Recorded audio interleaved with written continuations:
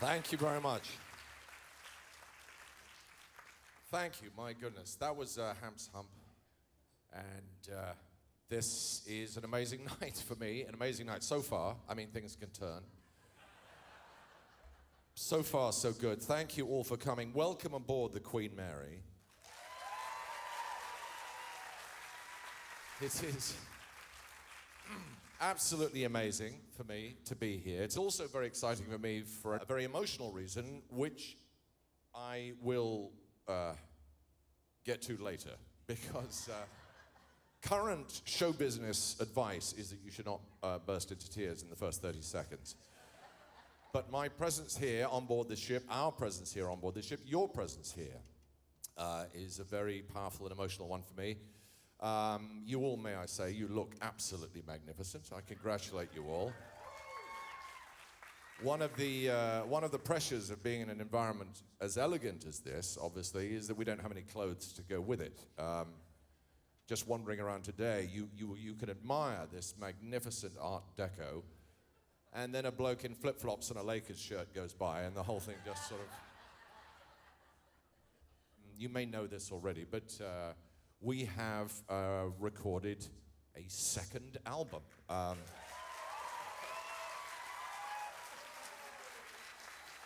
Thank you. Thank you, the incredible Copper Bottom Band.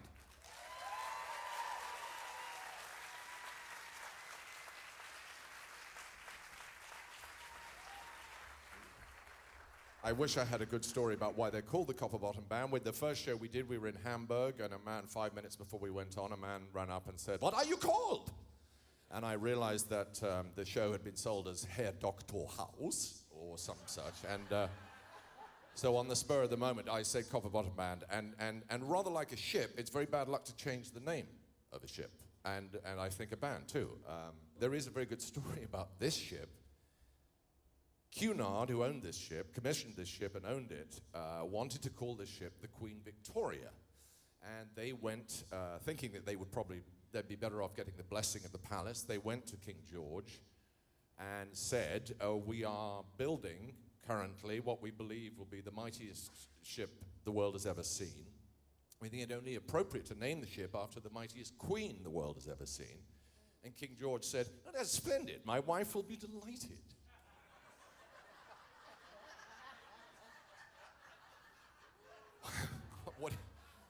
What do you do? Anyway, so they are, and for all time, they will remain the Copper Bottom Band.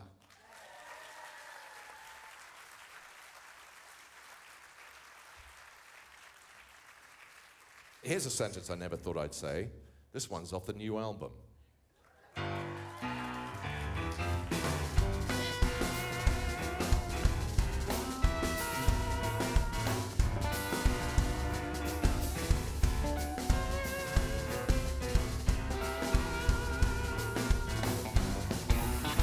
Way down the road came a jungle partner. He was loaded as can be. Way was knocked out, knocked it and loaded. But he was singing this song to me. Well, he said 6 months, that ain't no sentence. He said 1 year, that ain't no time. I know boys in Angola are doing 1 year out of 99. When the poor boy had plenty of money, he had friends all over town. When I was broke down and busted, and there ain't no friends to be found.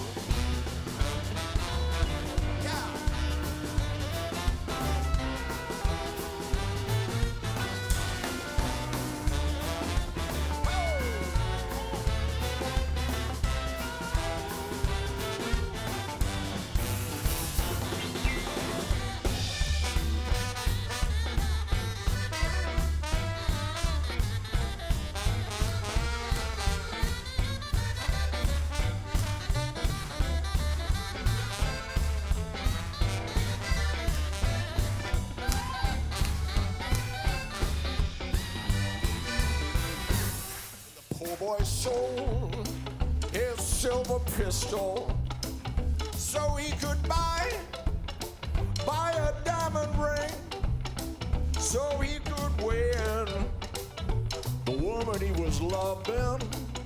But that poor girl, she wouldn't sign her name. Said give him whiskey, when he gets thirsty. Give him water, when he gets dry. Give him a tincture when he gets sickly. Give him a graveyard, oh, when he died.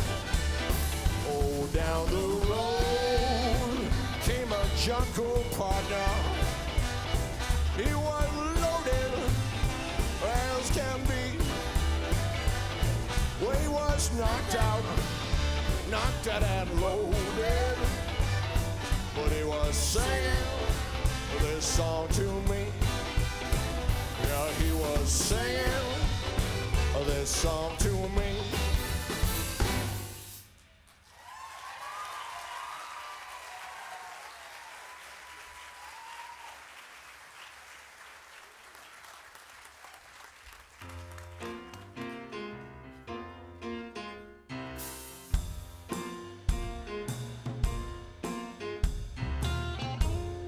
Evening, why must you always surround me? Every evening you try to confound me since my baby's gone.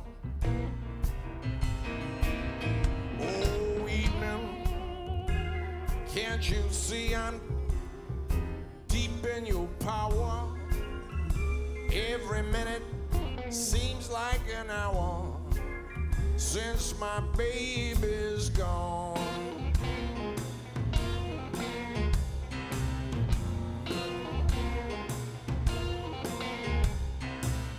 Shadows fall across the wall. That's the time I miss your kisses most of all. Even though I try, why must I go on? Oh, evening, let me sleep till glow of dawn is breaking. I don't care if I don't awaken since my baby's gone.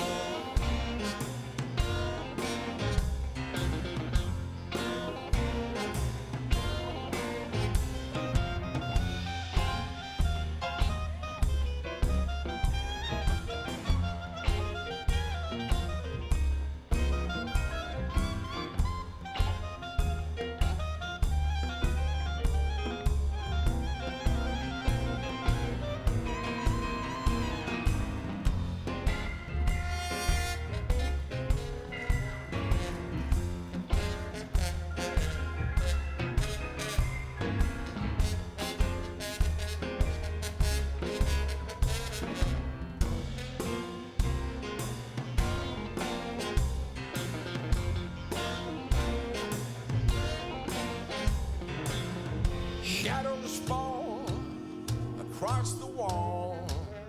That's the time I miss your kisses most of all. Even though I try, why must I go on? Oh, evening, let me sleep till glow of dawn is breaking. I don't care if I don't awaken since my baby's gone. Since my baby's gone. Since my baby's gone.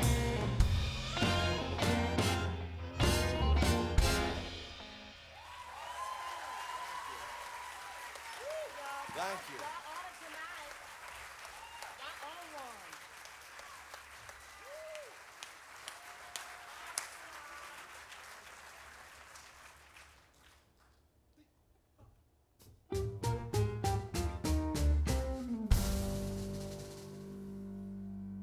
Con este tango que es burlón y compadrito. Si a todos alas la ambición de mi suburbio, con este tango nació el tango y como un grito salió del sórdido barrial buscando el cielo, conjuro extraño de un amor hecho cadencia que abrió camino sin más ley que su esperanza, mezcla de rabia, de dolor, de fe, de ausencia, llorando la inocencia de un ritmo juguetón. Por tu milagro de notas agoreras nacieron sin pensarlo las paicas y las trelas, luna en los charcos, canyengue en las caderas y una ansia fiera en la manera de querer.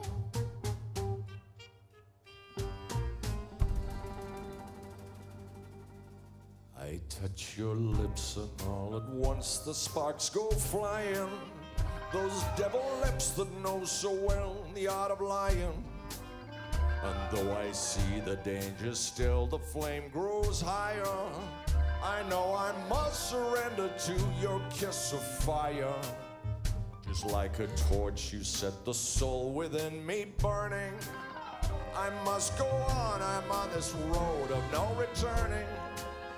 And though it burns me and it turns me into ashes, my whole world crashes without your kiss of fire.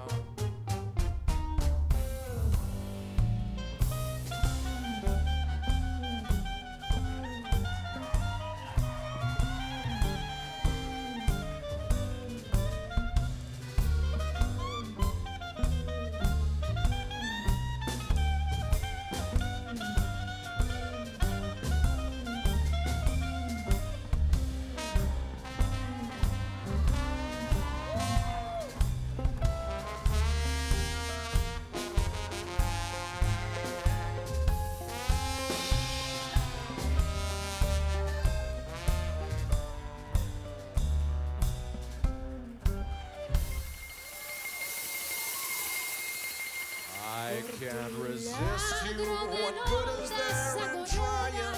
What good is there denying? You're all that I desire.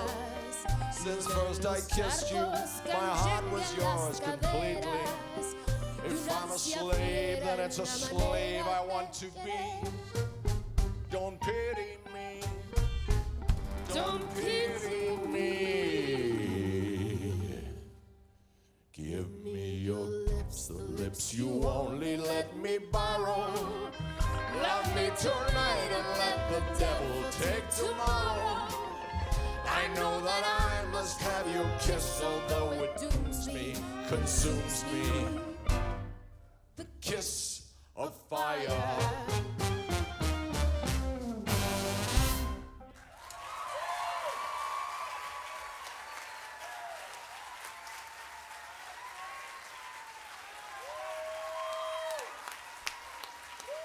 Gabby Moreno.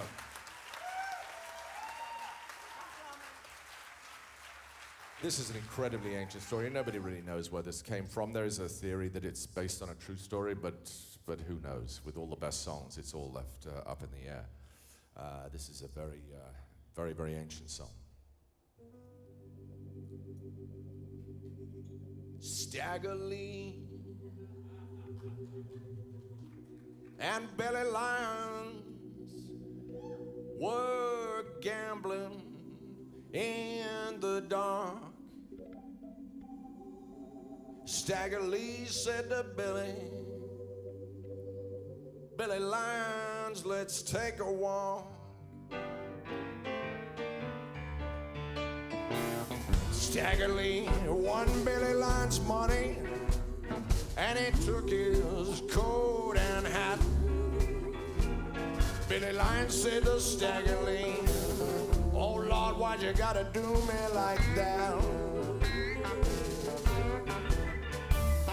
Billy Lyons said to Stagger Lee, please don't you take my life. I got 2 little children and a poor little home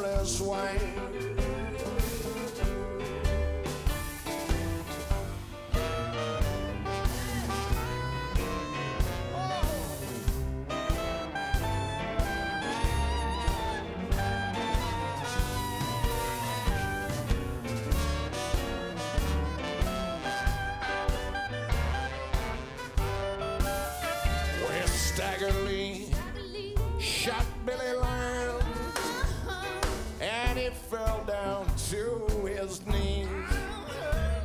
Said, Lord have mercy, Lord have mercy if you please. And staggerly he ran to the corner and he looked up and down. Said, I'd rather see you, Billy, 6 feet under the ground. Tina-na, Tina-na, Tina-na-na, oh, Tina-na-na-na-na, Tina-na-na-na, Tina-na-na-na, Tina-na-na-na. Well, people, they started weeping, and some of them began to moan. Everybody worrying, the poor old Billy Lyons was gone.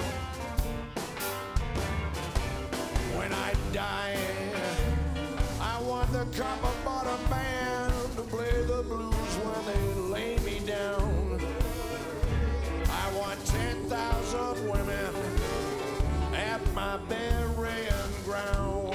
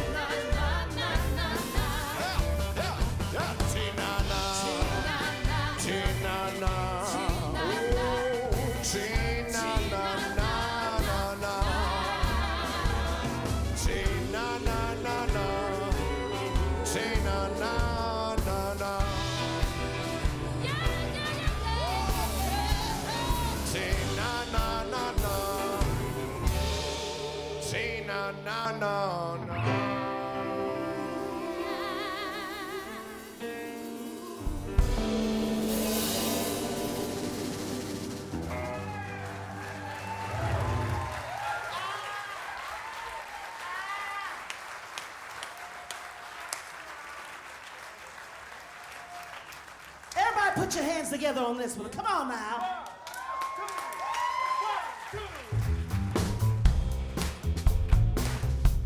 This is a soul party.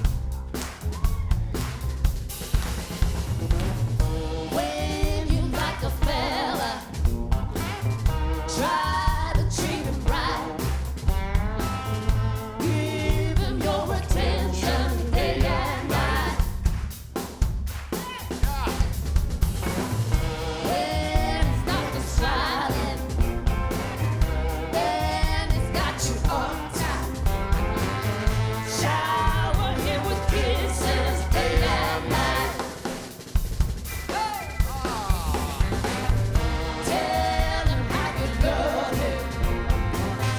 Tell him it's out of sight. Then he'll know you dig him day and night. Leave you, try to leave you. Everything in mind. Beg him not to leave you day and night. Tell them that you're lonely. Tell them that you're cold. Tell them that you need him here to Satisfy your soul. if he likes to dance now. Tell you what to do. When you see him coming down the street, you start to The Boogaloo. Love, brother. even when he's is wrong. Tell them that is right. That's right. You can take the blame both day and night.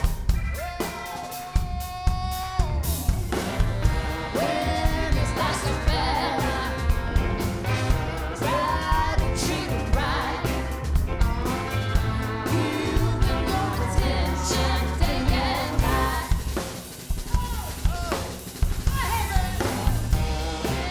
it's lost a smiling, and he's got you all time. Shower him with kisses day and night.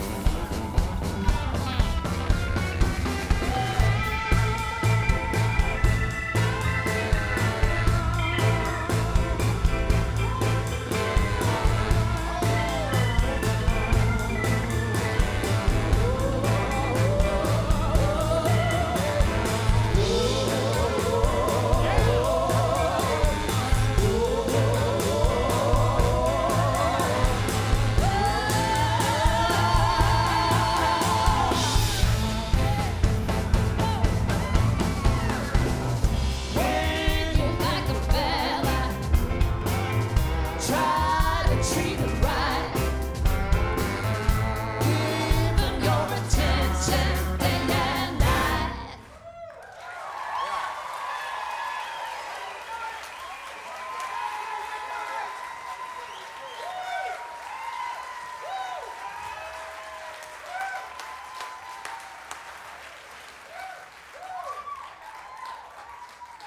Gabby's going to sing a song now.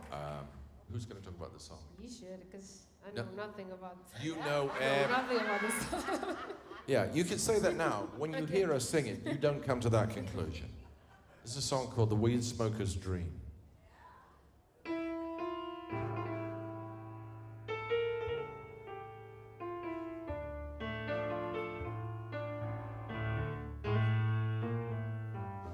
Sitting on a million, sitting on it every day. Can't make no money giving your stuff away. What don't you do now? Like the millionaires do. Put your stuff on the market and make a million too.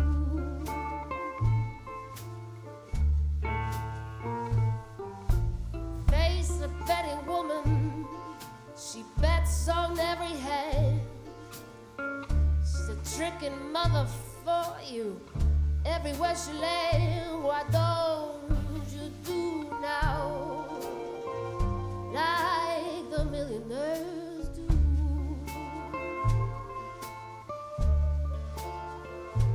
Put your stuff on the market and make a million too.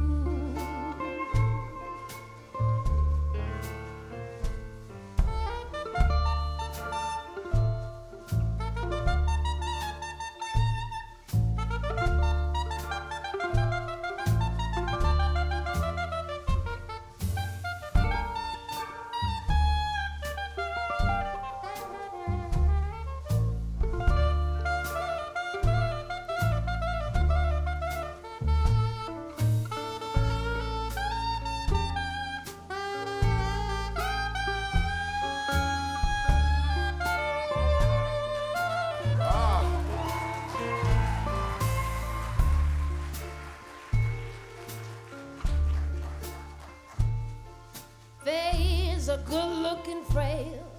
She lives down by the jail. On her back, though she got hot stuff for sale. Why don't you do now like the millionaires do? Put your stuff on the market and make a million too.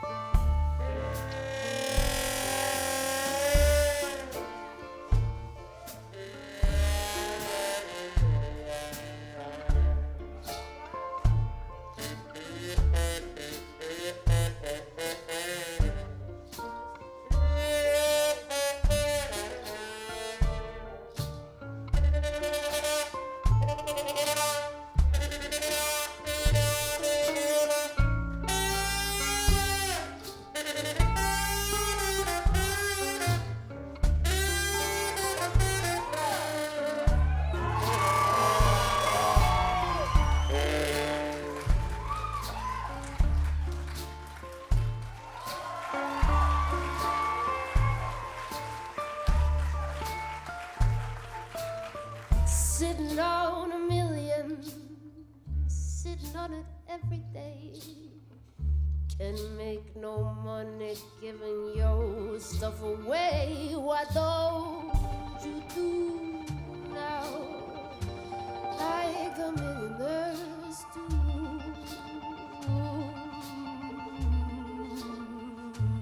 Put your stuff on the market and make $1 million too. Put your stuff on the market and make $1 million too.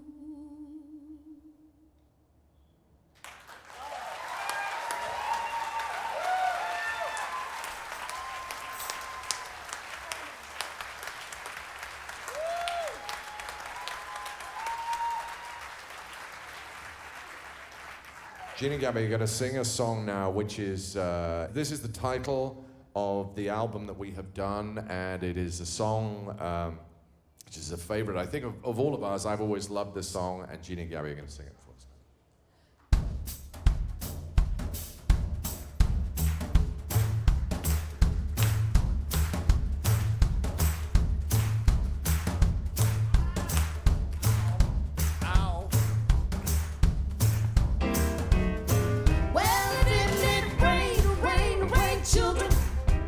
Rain on my Lord, didn't it? Yes, didn't it? You know it did, didn't it? Oh, oh, my Lord, didn't it rain? Well, it rained 40 days, it rained 40 nights. There was no land nowhere inside. All right, I sent the raven to bring the news. He arched his wings and away he flew. I said it rained. I said You know it rained. it rained. Oh, how it rained. And then the Rained Lord- too long. and then the Lord, south. how it rained. And then the Rain west. up there. And then the Rain east. down there. All All day. that rain. All night. Rain. All day. All that rain. All night. Rain all day. Rain all night. Rain all day. Rain, rain, rain, rain, rain, children. Rain on my Lord. Didn't it? Yes, Didn't it? you know it did. Didn't it? Oh, oh, my Lord, didn't it rain?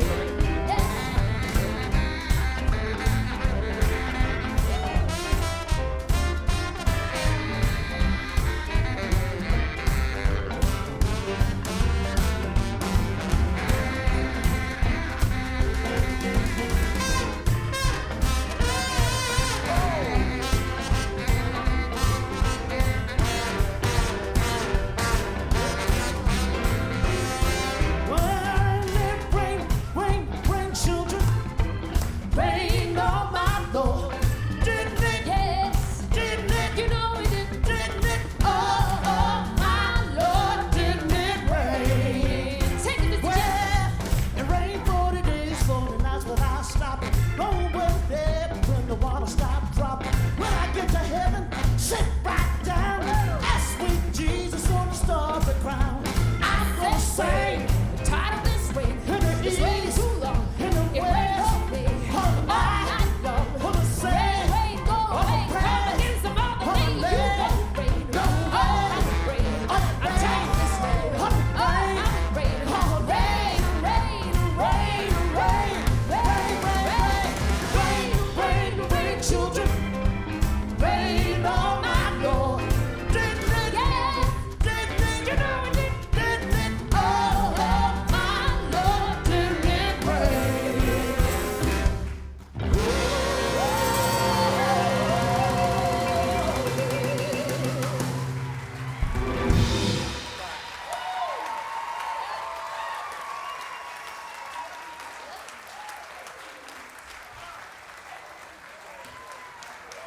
So what are we going to do now? Oh, it's that.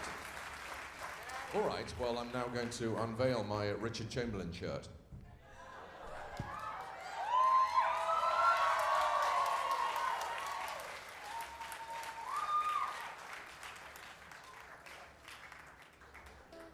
This is an old Jelly Roll Morton song, who, as you all know, I'm sure, was a piano player. So it's not completely clear to me why we're doing this on guitars. But anyway, we are, and we've committed now, so I hope you'll help us see it through. This is called Whining Boy.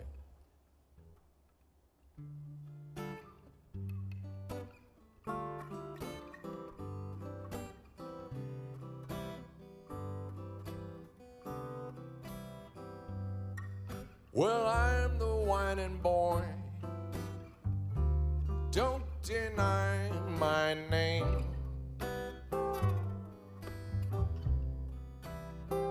Oh, I'm the whining boy. Don't deny my name. Don't deny my name. Oh, whining boy. Don't deny my name. Pick it up and shake it like a stave and chain. Oh, I'm the whining boy. Don't deny my name.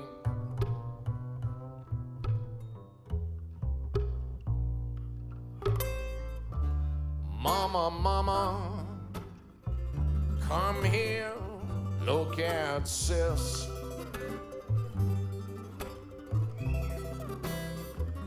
Yeah, mama, mama, come here, look at sis.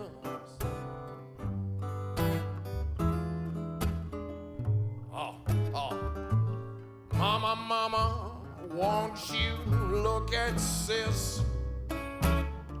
She's out on the levee, doing the double twist. Oh, I'm the whining boy. Don't deny my name.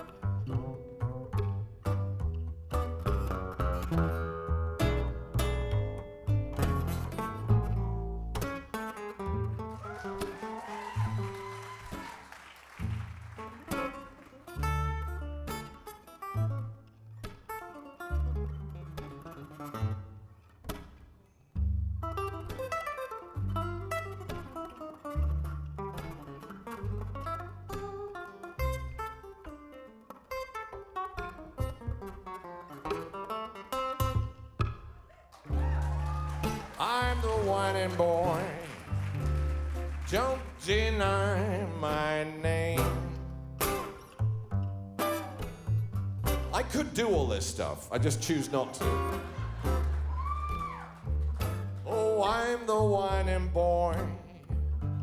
Don't deny my name. Don't deny my name. Oh, whining boy. Don't deny my name. Pick it up and shake it like a stave and chain. Oh, I am the whining boy. Don't deny my name.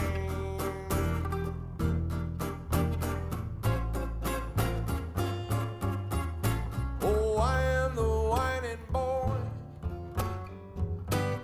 Don't deny my name.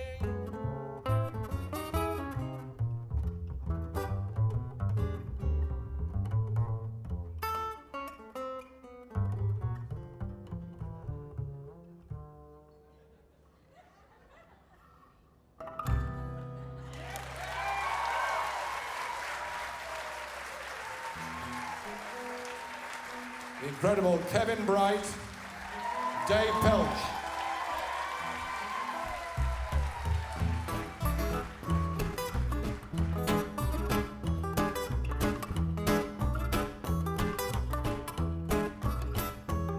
Well, I'm going to Louisiana, baby, behind the sun.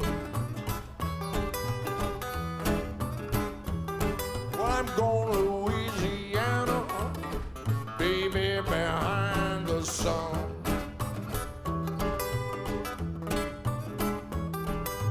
just found out that my trouble's just begun.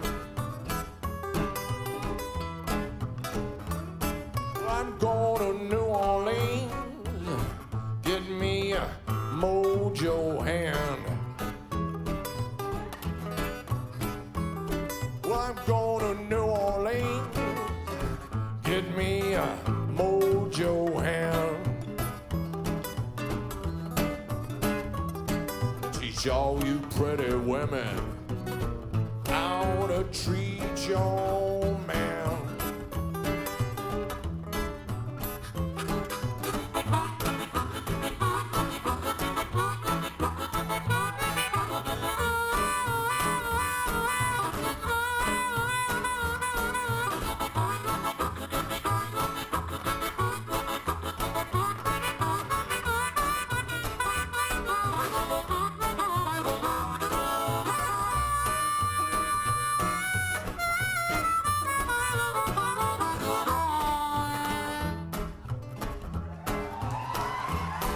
I'm going to Louisiana, baby, behind the sun.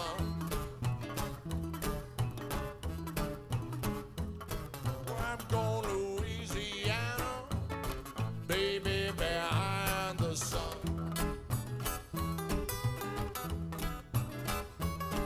I just found out that my trouble's just begun.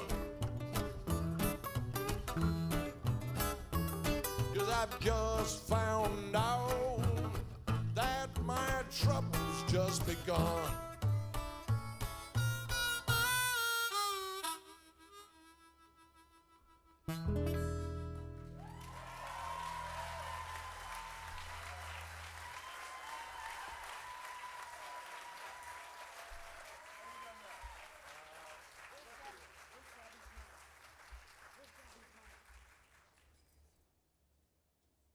Once again, I call forward Sister Jean McLean.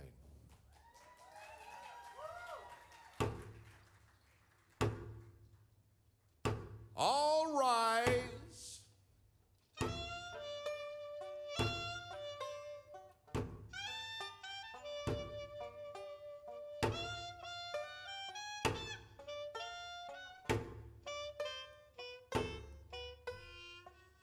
Judge, your honor, hear my plea before you open up your court.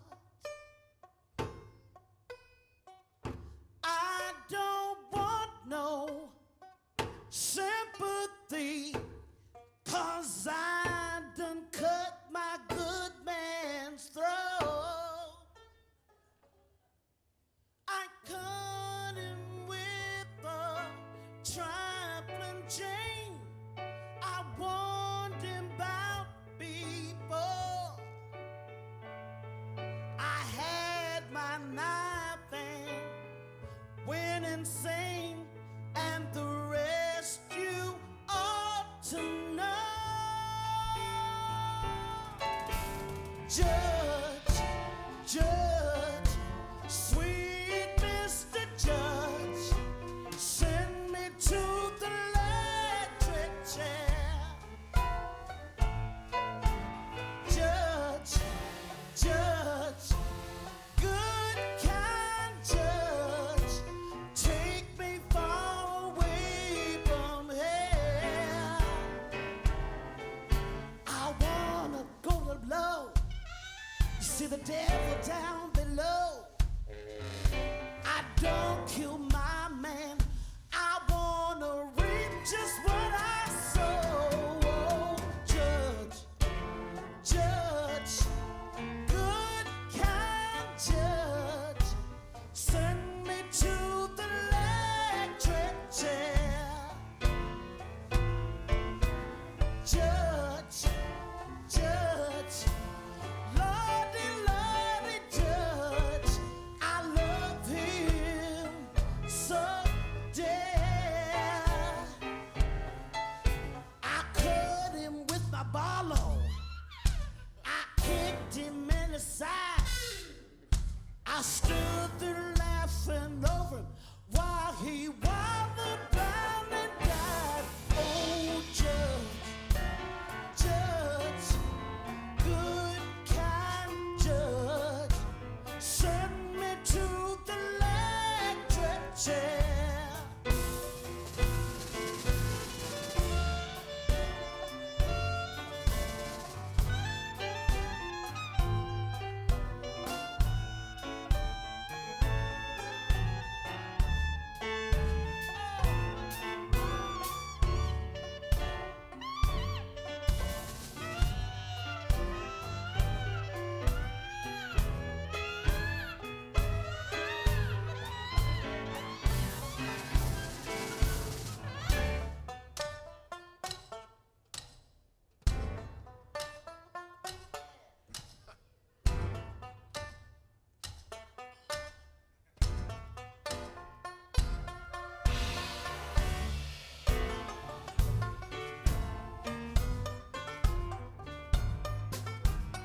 Copper bottom band, everybody.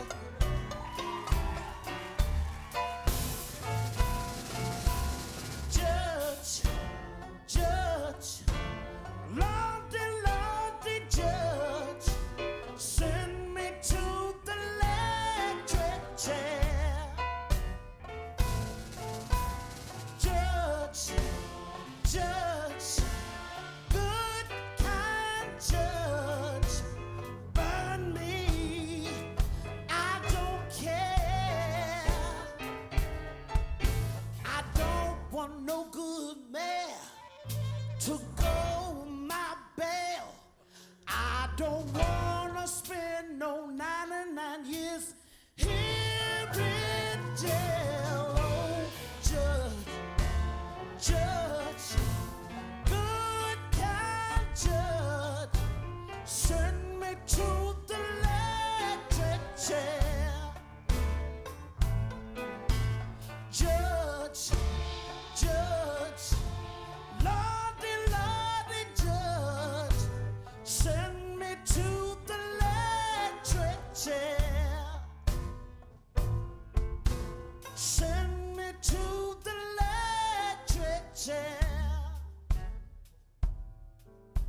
Send me to the electric chair. One more time, boys. Send me to the electric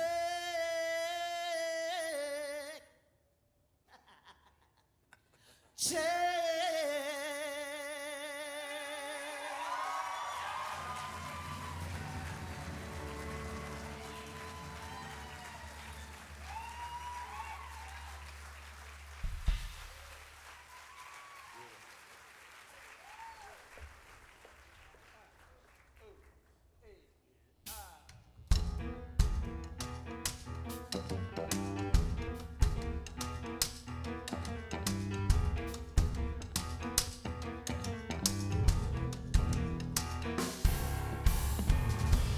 Why, oh, honey, makes me feel like twice the man I used to be. Wow, honey. Why, oh, honey, why, oh, honey, makes me feel like twice the man I used to be. Wow, honey. Why, oh, honey, well, it don't take but a crack to crumble a kingdom. Don't take but a queen to make that kingdom come. I'm a jack of all trades, a master of none. I'm the one who's gonna get all the fun done. Why, oh, honey, why, oh, honey, why, oh, honey, why, oh, honey. She loves you. She loves you. She loves you. My little lover She girl. loves you. She loves you. She loves you. Cut in the raw, you really ought to see. That is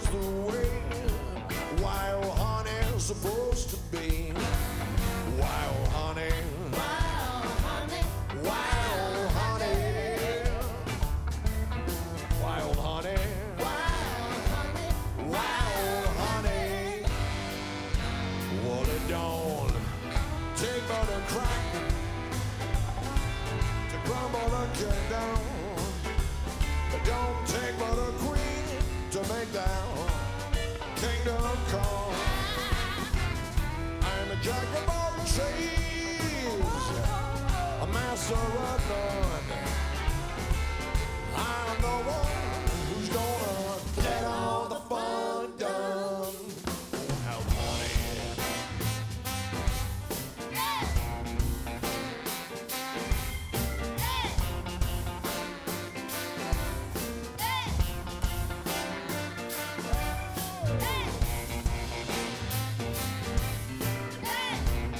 Little on the sweet side.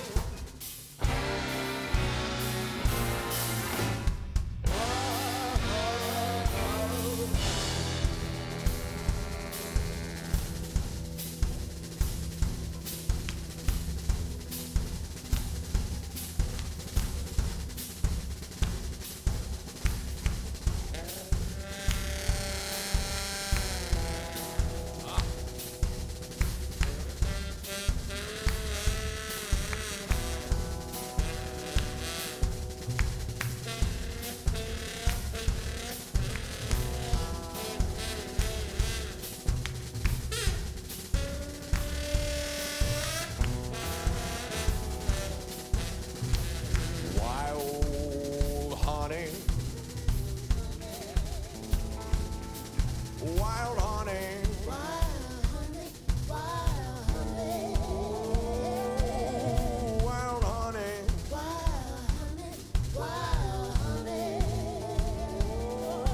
wild honey, wild honey.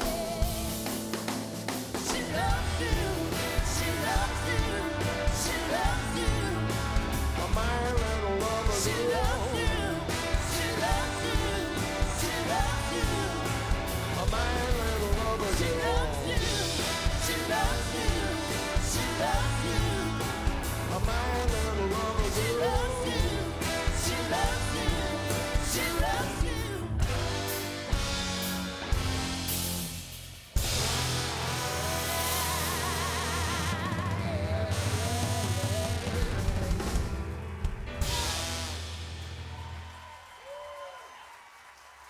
Thank you very much. That was Wild Honey by the great Mac Rebennack. So I'm going to sing a song now. It's credited to Willie Drive 'Em Down Hall. No one's completely sure, but there was a version by Champion Jack Dupree, who was a great hero of mine, which I've always loved, and it goes a little bit like this.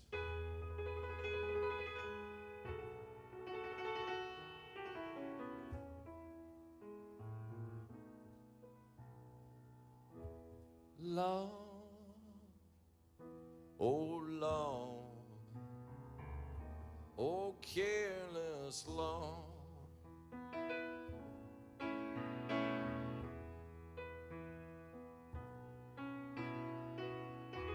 Lord, oh love, love, love, love, oh careless Lord.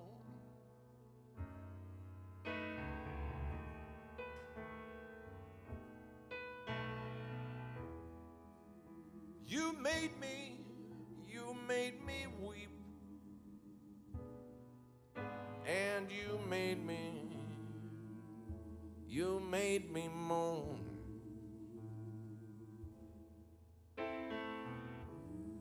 You made me leave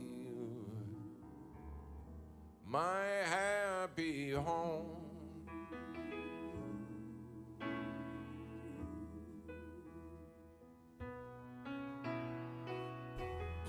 Don't you never drive a stranger from your door.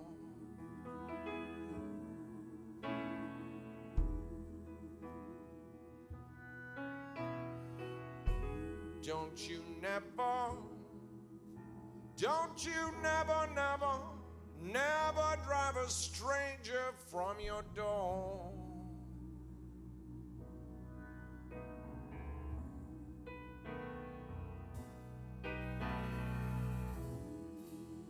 It may be your sister or your brother. You'll never know.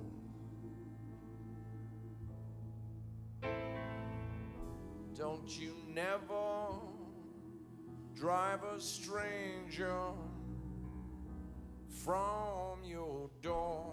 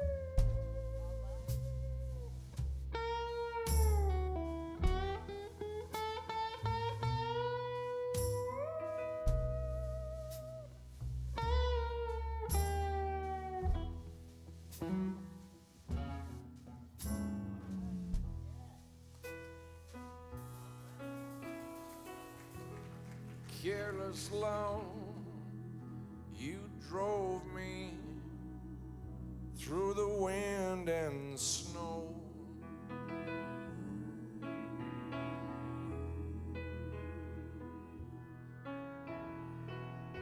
Careless love,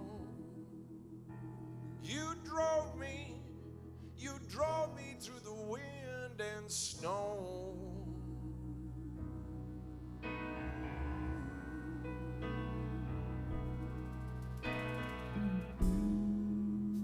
You robbed me of my silver,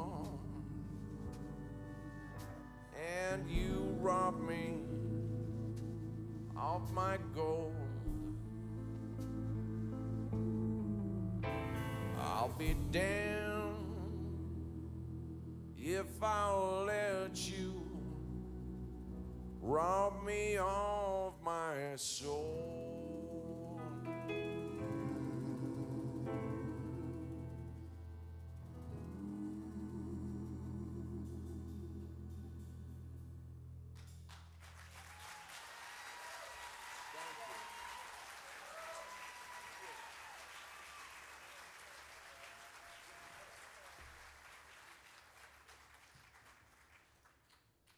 Thank you. Well, when I was a young man, which is a long time ago, I briefly had proper piano lessons, you know, reading the dots and everything, and I hated it. I hated it with a passion I can barely describe even now. I remember being driven through this book, a book that's deliberately written to make children hate music for the rest of their lives, and it's very skillfully done. There was one song in this first book that I wanted to play, and I remember it very clearly. It was on page 26, and we worked our way through the page by page, going through these hellish things, and eventually the day came, and it was like an oasis in the desert. And I'd crawled past the bleached bones of other children who'd fallen by the wayside, and finally arrived at the oasis that was Swanee River. And I remember we turned the page, and my teacher, who wore those sort of very Victorian kind of pince-nez, she peered through these things, and she said, Swanee River, Negro spiritual slightly syncopated. I think we'll leave that one.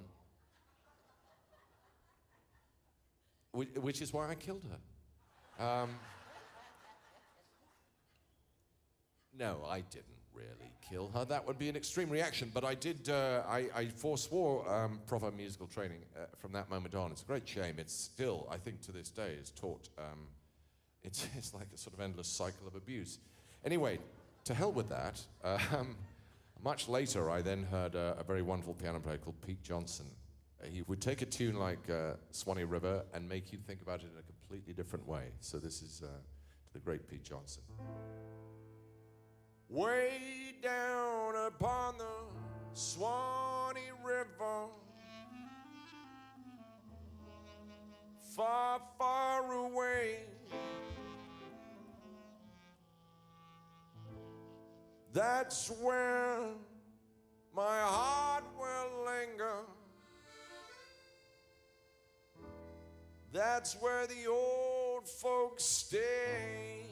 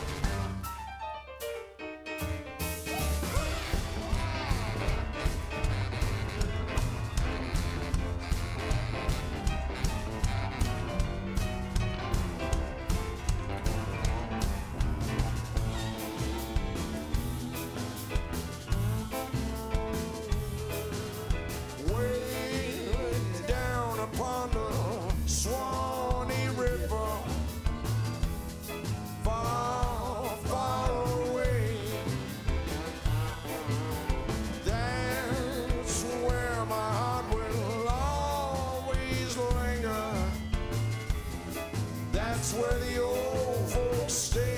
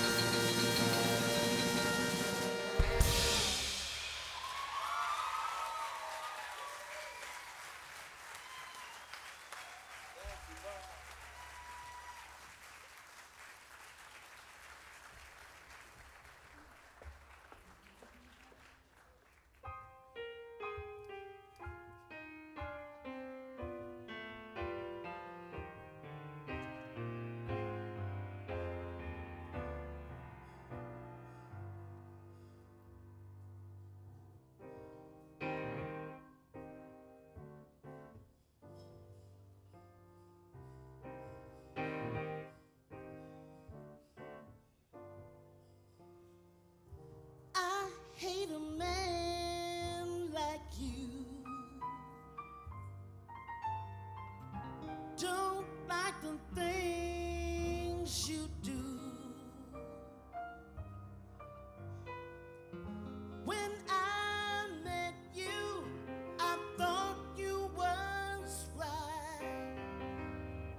You married me and stayed out the first night. Do you think you treated your wifey right? Oh, I hate a man like you.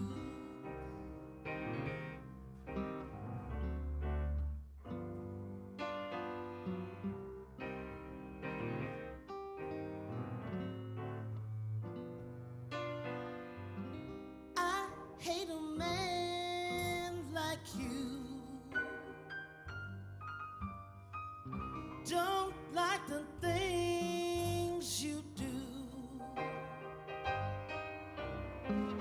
Just like a woman, you're always carrying tales, trying to make trouble, trying to get me in jail.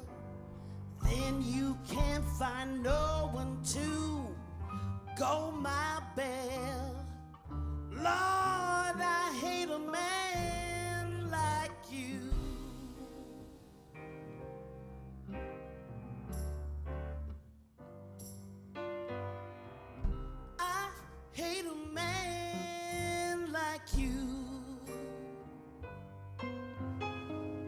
don't like the things you do. Walking around with the switch hammer rod, shooting dice, always playing cards, while I'll bring a pan from the white folks' yard. Oh, I hate a man like you.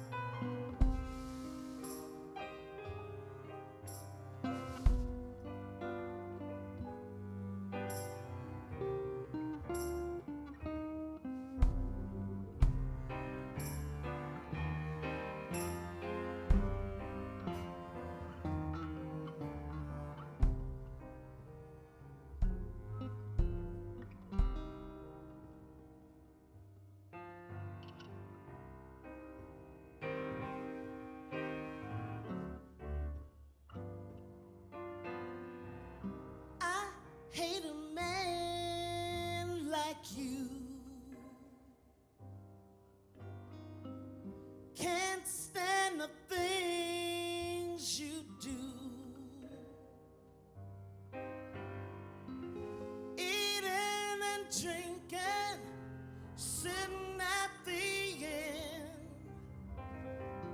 grin in my face and winking at my friends.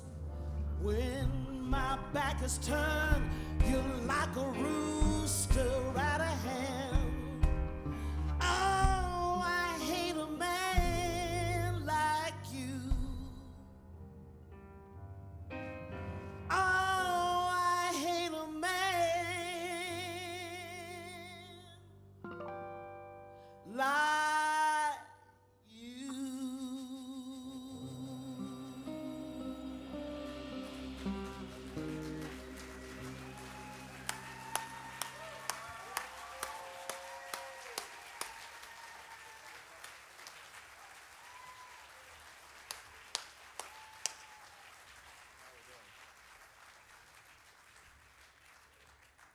We're getting sort of close to the end, so I'm going to tell you the story of Professor Longhair. Henry Roland Bird, born in Bogalusa, Louisiana. It's generally acknowledged that this was an incredibly influential man who, like so many influential artists, was in danger of going unrecognized. Thanks to what happened in this room 40-something years ago, Professor Longhair's Live on the Queen Mary really did change my entire life. And, I'm happy to say, changed his too, because from that moment on, he then ascended to his rightful place in the history of New Orleans music, and Tipitina's is now a club named after one of his most famous songs. It is absolutely wonderful that you're all here. We thank you all for coming and being a part of what is to me an incredibly important and special evening. I thank you very much.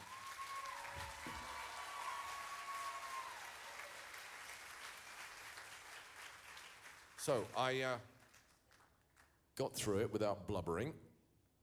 Having said all of that, having told you all of that, it seems to me only fitting that we should actually try one of the professor's great songs. It's not his greatest song. I still don't know what the song is about. Don't care. Love it.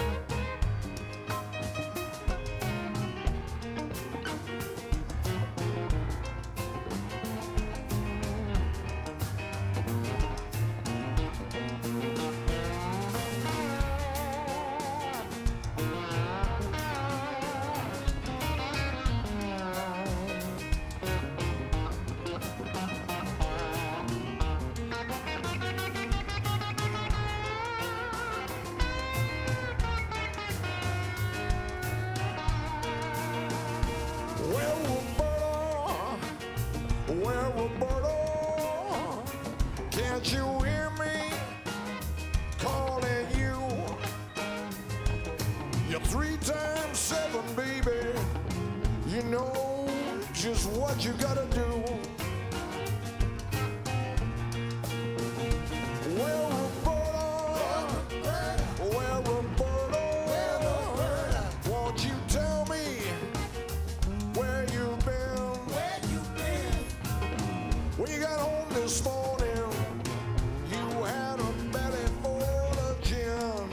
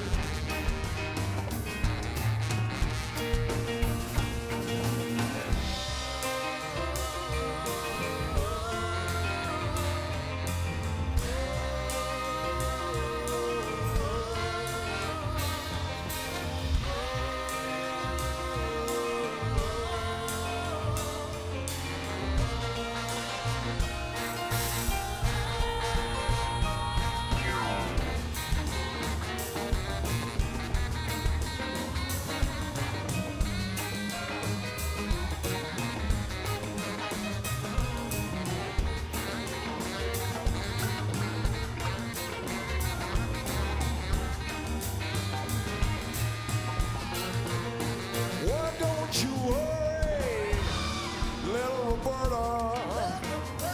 You got company waiting at home. Why don't you hurry, little Roberta? Don't you leave that boy alone. Yeah, Tippatina, Tina, mama, Tippatina, Tina, na, Tippatina, ulu, walla, mala, dollar. Tippatina, Tina, na. Tippatina, Tina, mama. Oh, Tippatina, Tina, na. Tippatina, ulu, walla, mala, dollar. Tippatina, Tina, na. Tippatina, Tina, na. Tippatina, Tina, na.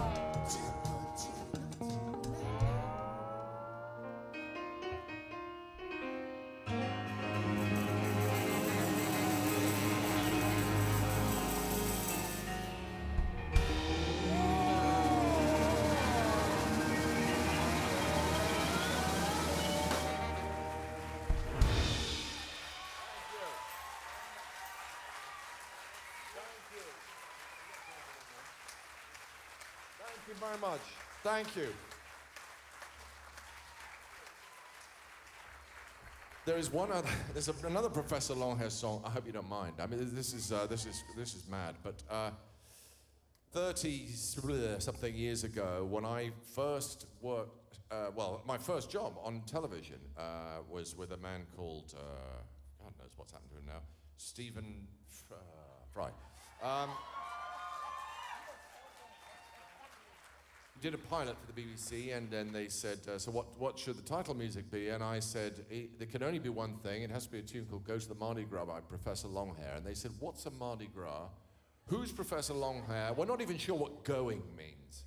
But anyway, I pressed my case, and they said, well, we can't do it because it's the rights to this thing, believe it or not, were owned by Paul McCartney, and we don't pay that sort of like, anyway, they agreed to pay it just once. So the very first job I ever did had Professor Longhair as the title music. So this one's for my colleague, and this is called Go to the Mardi Gras.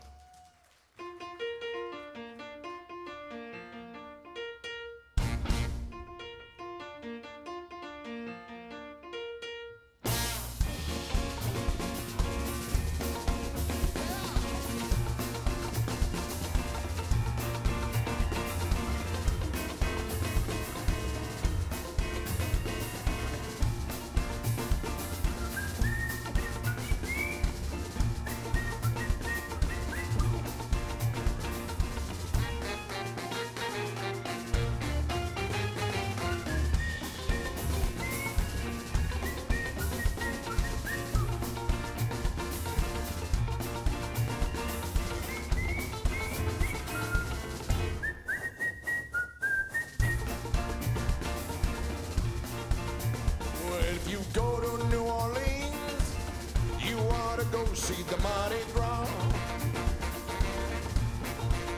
Well, if you go to New Orleans, you ought to go see the Mardi Gras. But if you see that Mardi Gras, somebody's gonna tell you what's carnival for. Get your ticket in your hand, you ought to go to New Orleans. Get your ticket in your hand, you ought to go to New Orleans. And when you get to New Orleans, somebody's gonna show you the Zulu King.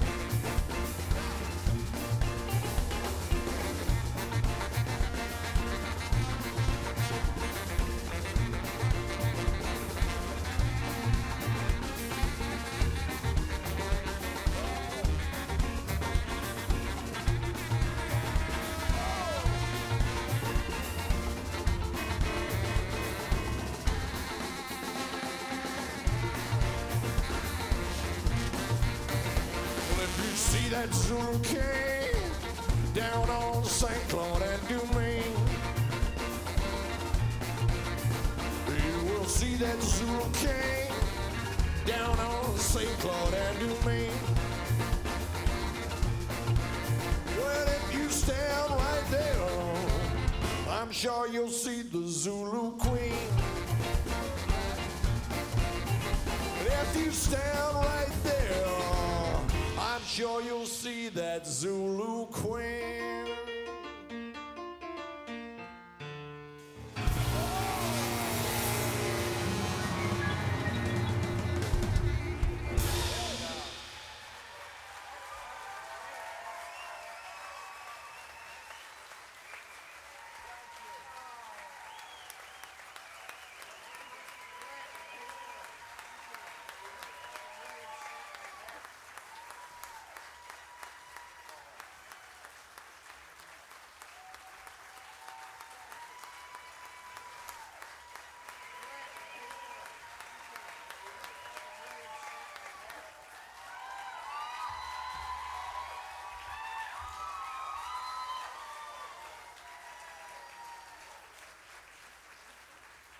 Thank you. You can tell we didn't take much persuading there. That was rather pathetic.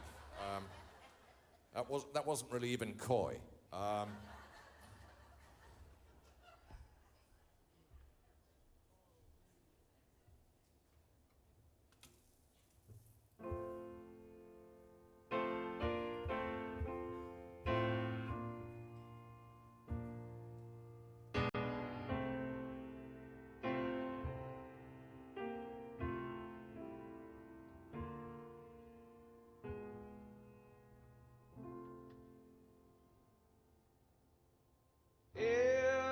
Everyone is facing changes. No one knows what's going on.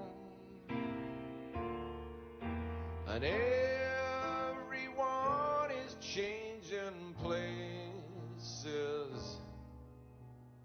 Still, the world keeps moving on. Love must always turn to sorrow, and everyone must play the game,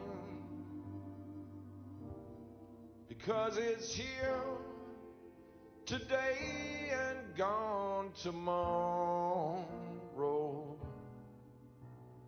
Still, the world goes on the same.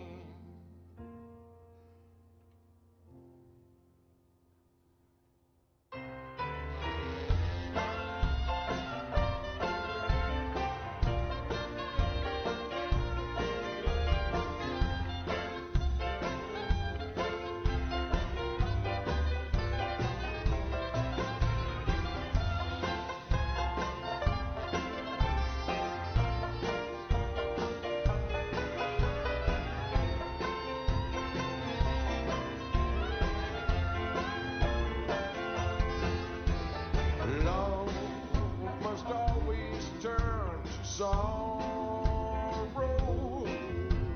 and everyone must play the game, because it's here today and gone tomorrow. Still, the world goes on the same.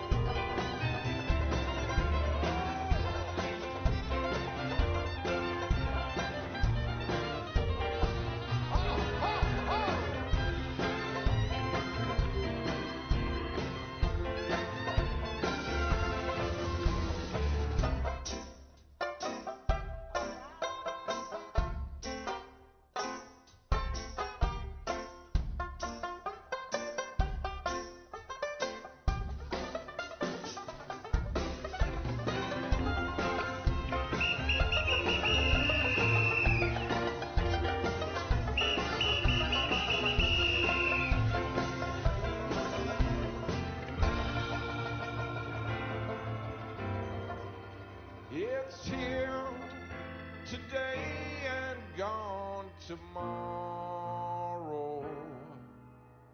Still, the world goes on the same.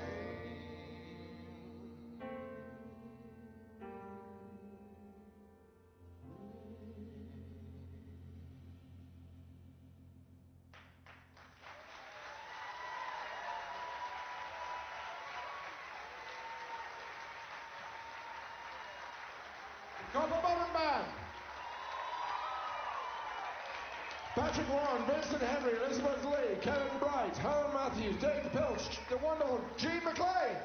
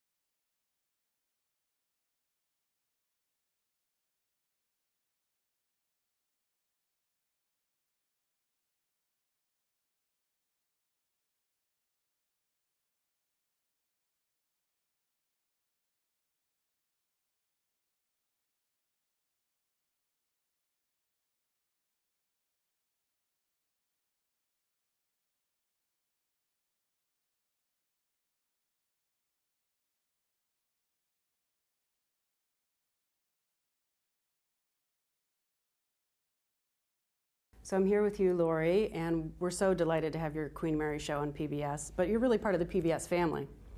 I am honored to be considered as such. It's great. It's a wonderful thing, and I really do feel it's a very great honor to be part of such a noble enterprise, so I thank you.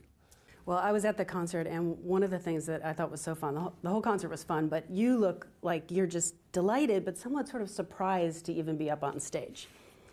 Both those things are true. I am astonished. I'm trying to conceal the delight, actually. I think that because you're not doing a good job. I'm not. No. Well, that would be acting, wouldn't it? And that I've left that behind. No, I feel there's something almost indecent about the amount of fun that I'm having, and then it's only polite to try and tone it down a little bit. You know, that it just doesn't seem right that I've been so fortunate, and you know, I shouldn't be hopping up and down with glee. So I'm trying to sort of tone it down. It must be the British side of you trying to... I know it is. It is a British Observe. thing because we don't know. We public displays of any sort of emotion. In fact, public displays are frowned on. Now, you said you've sort of left acting behind to some extent for this, and some, I think, people might be surprised when they see you playing the piano for the first time and fronting a blues band, of all things. But You mean they're seeing it for the first time? I'm not playing the piano for the first time. Exactly. Because that would be terrible to go on stage and play it for the first time in front of an audience. I wouldn't charge money for that. No, I put in, sorry, but anyway, carry on. no, but you played since a child, I know, right? I did, yes. Yeah, it's a reluctant and a very poor student. I didn't take well to sort of formal music instruction. And I blame, I should blame myself, but I actually blame formal music instruction, which I think when I was a lad was just so awful. I think it drove so many people away from music, and I think it's such a shame. There isn't a person alive, I don't think, who's glad that they gave up an instrument. Everybody wishes they'd, but so much of the time, I think children are sort of slightly driven away from it. But anyway, I'm venting my own. No, I think you're right. I have two children who have given up instruments along the way and picked them up and given them up. Now, did you do Gone that? back to them? Yeah. One went back. Yeah. Yeah. I did, but I did without any. I did on my own, as it were. I just started. I was sort of drawn back to the piano and started fiddling around on my own, and continue to do it to this day. I mean, it's my greatest. The piano is my greatest companion. I have some other lovely companions too, but they talk back. The piano is a very good friend. Now, tell me about your band, world-class musicians. I mean, it's obvious on stage. You're thrilled to have them there with you. I really am. I mean, these people are. I mean, they really are as good as good as you could find anywhere in the world. They're absolutely astonishing, and I'm incredibly lucky. I feel like a sort of a Saudi playboy who's been given a Ferrari that he doesn't quite know how to drive, you know. But I'm just so thrilled and honoured to be standing at the front with this magnificent purring machine behind me. They're just wonderful. We're now 8 on stage. We have a cracking horn section. And a wonderful bass player, wonderful drummer. These are just amazing musicians, and very good fun to travel with as well. Which is important if you're on tour, as you've been. Well, of course, because I'm new to this whole experience, I'm so delighted by things like that. I'm so delighted by being on a bus. It has your name on it. It doesn't. It doesn't have my name on it, but it feels like a camping trip, you know. And I'm in the Only with Scouts better again. hotels, I hope. A little bit. But I still love the romance of just sort of rolling through the night into another town. Of course, for the musicians I'm traveling with who've been doing it for 30 years, that romance, you know, it's some of the shine's worn off that a bit. I'm still delighted by it. I love all the extra bits that they find, which is just routine for them. Sound checks. I love sound checks. My favorite part of the day, actually. For them, it's just something. It's just brushing your teeth. It's just a thing you do. You have to, you know. But for me, I'm thrilled to be brushing my teeth. It's just that's Do you the highlight of my walk day. into every green room and go, oh, look, there's the water and the towels? I do. I literally do. Well, I don't flounce exactly. It was flapping more than flouncing. Flapping, sorry. But I do. I love. I'm just so, you know, if I see our name on a poster or I see, you know, just hearing an audience sort of shuffling into a venue is a huge thrill to think that people have, you know, bought tickets and they've come to hear music that they love, or they might think that they love. There's a chance of them loving, just because they're curious. All of this stuff is a huge, huge thrill for me. I have a question about whistling. Is that something you have to practice? Do you actually go home and whistle a lot, or you look in the mirror and whistle? How does that work? You get ready for a whistling performance. It is something I should practice, but have not practiced. And at the end of it, because we do that song right at the end of a show, and by the time you get to the end, I'm all out of juice, if that's the word. No, that's not the right word. And so there are some nights when I form the appropriate shape, and silence, absolute silence. And that is slightly embarrassing.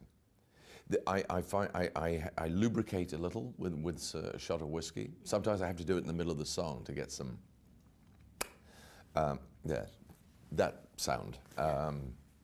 But well, no, on the Queen Mary, you were definitely the did whistle. It come out all right? Yes, the whistle worked. Oh, good. Well, thank you. That's a relief. Because this is a Professor Longhair whistle. He was a really, really strong whistler. I've listened to his whistling over and over again, and I wonder even whether he could have done it live. It's so immaculate. He must have done that afterwards. He must have put that on afterwards. But No. I'm assured that he was just he was an impromptu ad-libbing whistler, and he could just do it on demand. Well, and of course that's why the show was on the Queen Mary, is because of his concert on the Queen Mary. Tell us more about that. Well, I was a young lad when I first heard this record that Professor Longhair made, a live recording on the Queen Mary. I subsequently discovered that he was invited there as part of a celebration that Paul McCartney held. I think they just finished a Wings tour or something. I don't really know it's not my business to know. But they had a party on the Queen Mary, and Paul McCartney, greatly to his credit, I mean, I would never have guessed that he was such an enthusiast and so knowledgeable about New Orleans piano music from a different period. But he really was very instrumental in rediscovering and giving Professor Longhair a way into the second half of his career, because Longhair had had some big hits back in the 50s and was a big name, and he'd fallen on hard times, and it looked as if, like so many people in the music business, he just had his run and it was never going to come back, and he was a forgotten figure. And largely because of this recording, this magnificent record that they made, Professor Longhair was reinstated. He was the king from across the water, and he was brought back and reinstalled in his rightful place. And now there are statues to him all over New Orleans, and he came back and he played at Jazz Fest in the mid-70s. Maybe not all because of this record, but largely because of this record. And so to go back there, to go to the Queen Mary, to go to the very room where they made this record, I wish I could say we were playing the same piano. That was hard. That was a step too far. We couldn't quite get that.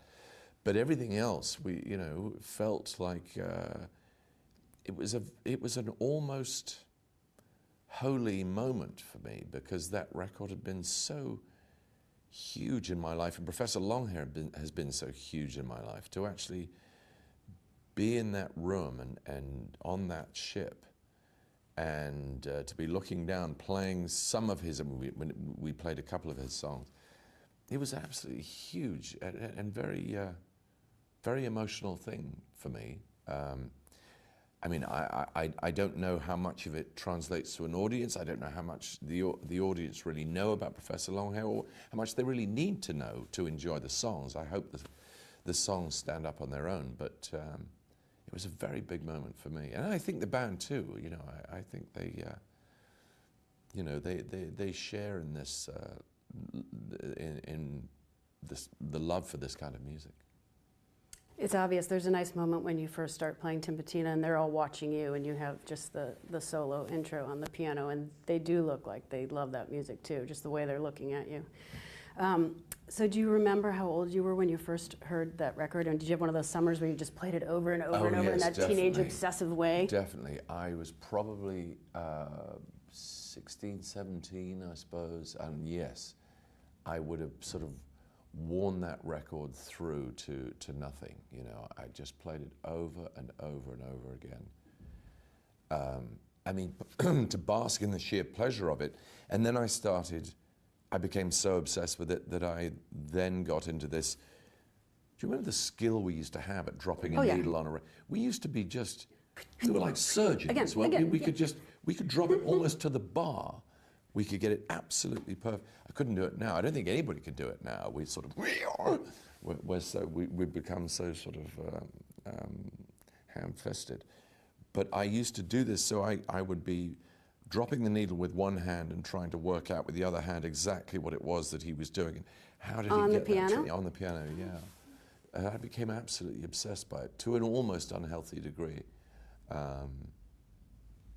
It was an obsession. Still is.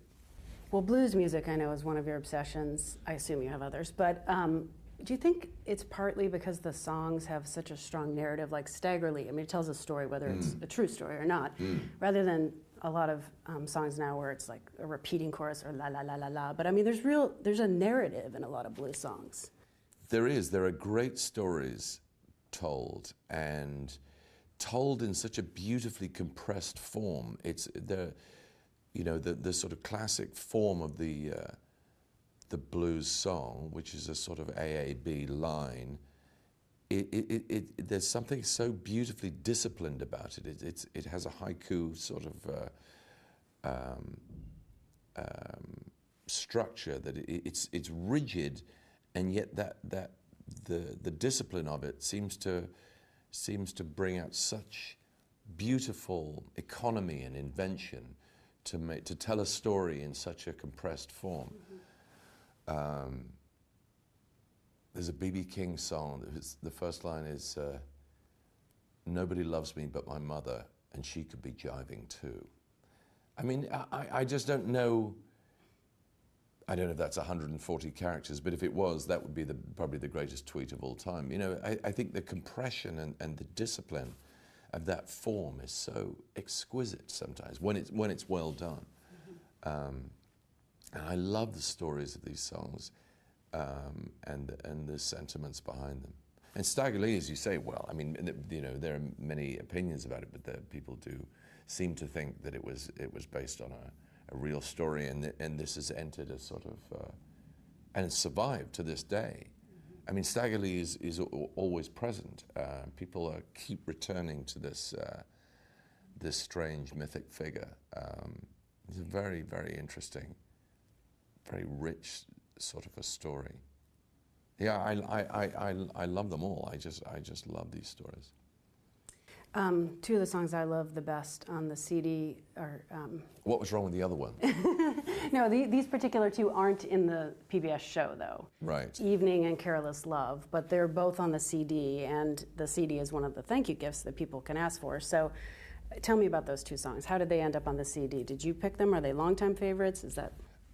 Pretty long-time favorites. I've loved Careless Love. I mean, everybody loves Careless Love. Who doesn't love Careless Love?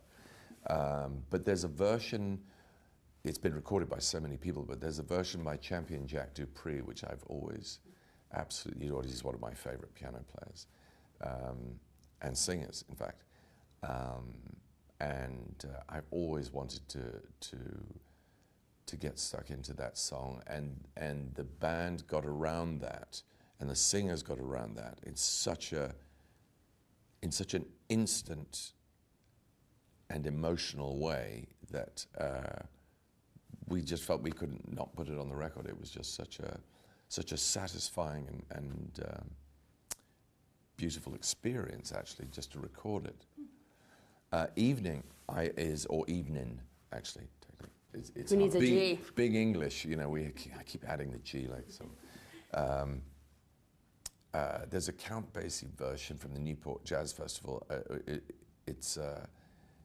It's just such a great, thumpingly great, swinging, nasty,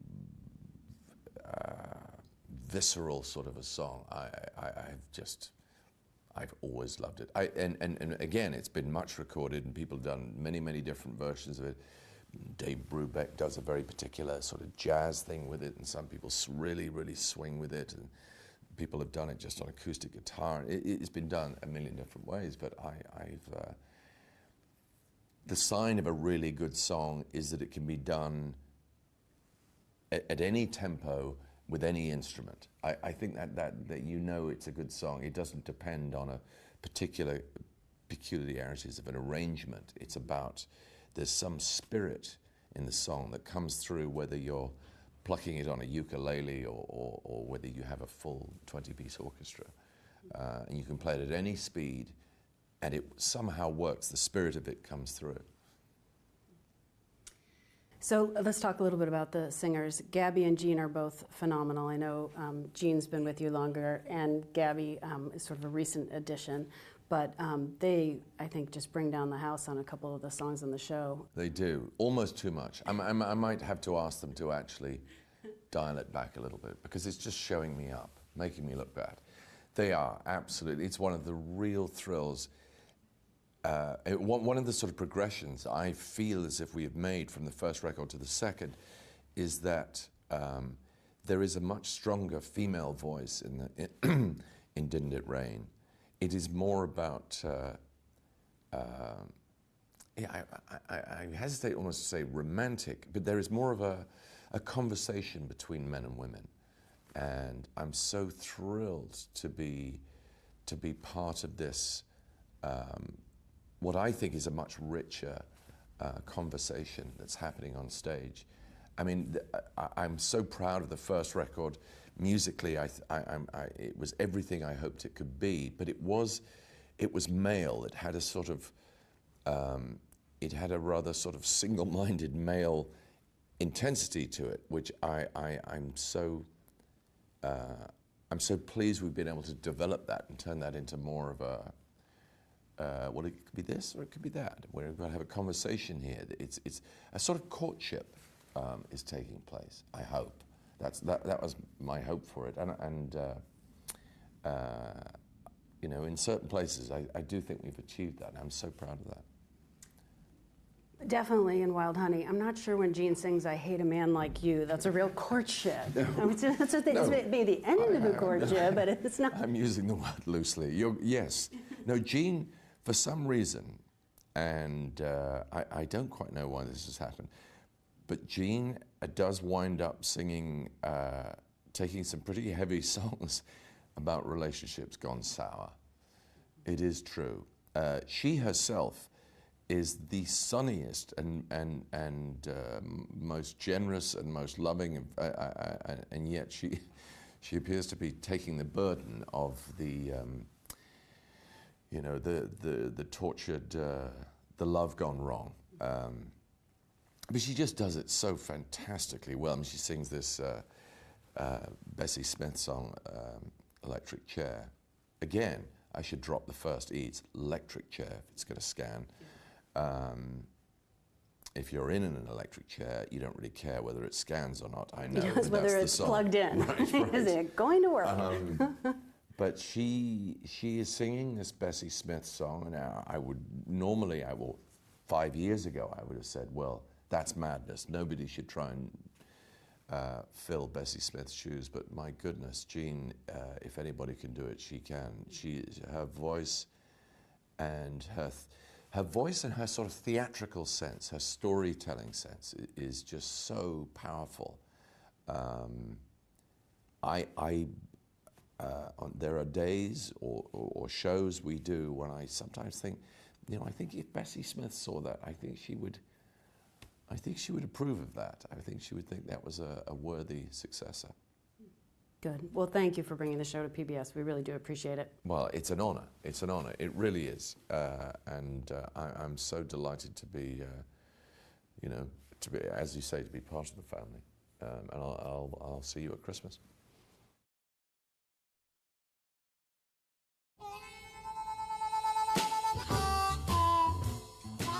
As a child, I had a few heroes who weren't musicians. Winston Churchill, P.G. Woodhouse, Muhammad Ali, Judi Dench. But look, that's only one hand. I've still got a thumb left over.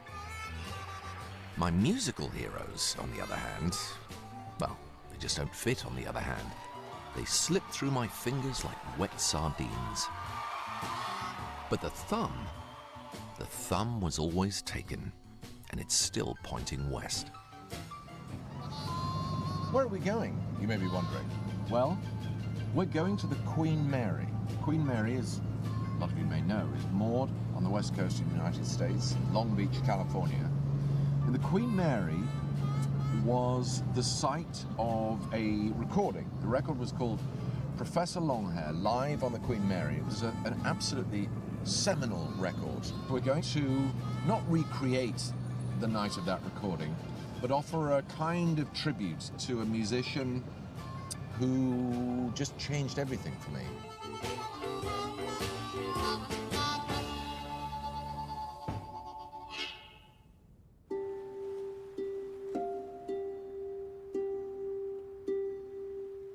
Now, in every television documentary, you must have a journey. Nobody knows why, it's just a given. It's like tomato garnish. Well, this is a film about my tomato garnish, and the culmination of a dream that I've had since I looked adorably like this. Growing up on the front line in Berkshire, I had no idea where blues music came from. I just knew that I didn't want to live without it.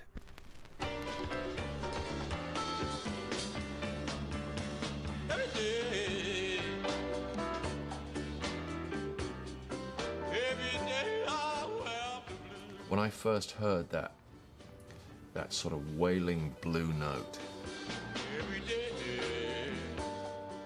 it was like a door opening onto this magical kingdom. I hear it as music of great joy and passion and love, and it's funny a lot of the time. You know, of course it has pain and heartbreak in it too. In fact, I think of all human life. All human life is in it.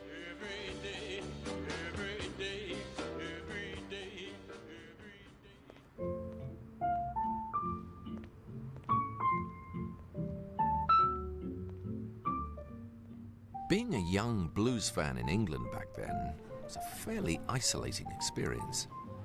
To escape the pop orthodoxy, the call to prayer at the local disco, we hid away in basements and bedrooms, record shops and opium dens, where we'd fantasize about being in opium dens, whatever the hell they were. We spent our pocket money on the latest US imports and tried to learn every note. We were few, but we were organized. We recognized each other. We had a code. The hamster is on the wheel. Jules Holland. How are you? So this is our studio where we do everything. This is where it all happens. A couple of decades ago, I asked you if you would teach me the piano. Yes. You said, I won't teach you unless you teach me how to act. Well, I didn't actually mean the stage. I meant just act generally in life. And Oh, behave. Yes, behave. You meant just how to behave. Yes, you've been such a role model. Like, for example, how to hold a... Yes, yeah, and not to put it down. Don't put it down. And I think there's a lot of music in acting. I Yes. personally believe. Like when people make a song, they've got to become the... To become the thing. They've got to become the song or nobody will believe them. It is very similar to acting. So this is the same as the piano in Sun Studios, which has this jangly sound. Yeah, So they yeah. all have their own voice as well. And that's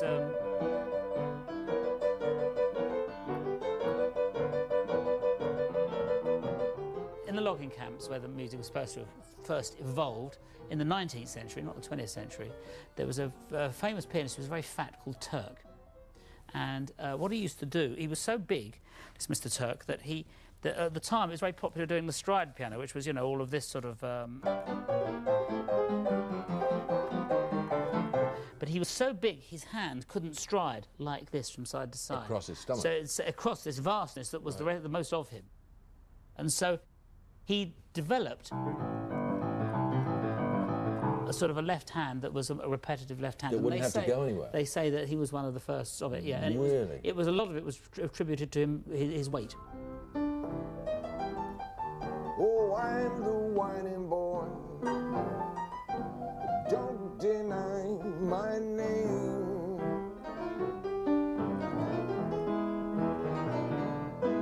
Oh, mama, mama, won't you look at sis? Out on the levee, doing the double twist. Oh, I'm the whining boy. Don't deny my name. On would go the record, and it was like, they were like companions, you know, that I was learning from all the time. So they became my friends, you know. It was actually quite a solitary thing for me. Well, I was rather a solitary child. The piano was a place I sort of got lost in, and I would just play this for hours and hours and hours. I just couldn't believe how wonderful it was and how wonderful it made me feel. But there's no question about it. The greatest invention they had wasn't the skyscrapers, I think. It's that music. That's the thing. Because Without a doubt. Nobody had done that before. People had written symphonies and carved sculptures and painted the old picture here and there. And Americans did that too very well. I'm not saying they didn't. But the music, nobody had ever done anything like that before. That was amazing. That's all that blues Greatest and that boogie-woogie gift music. to the world, yeah.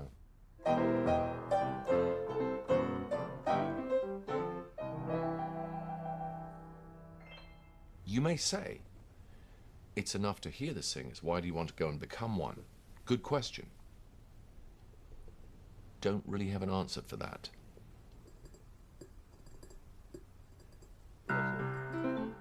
I do have an answer, actually. It's a certain beat. It's a certain beat that you put in there, and it's a certain beat you beat with your feet. This man is the answer.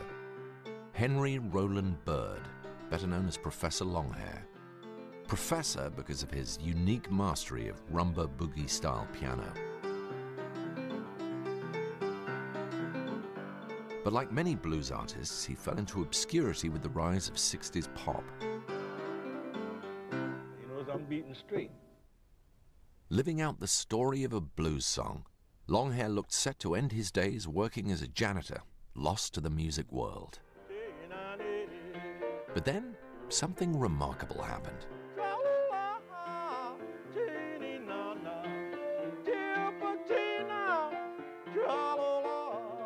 A group of fanatical followers rolled away the stone, and the professor was born again.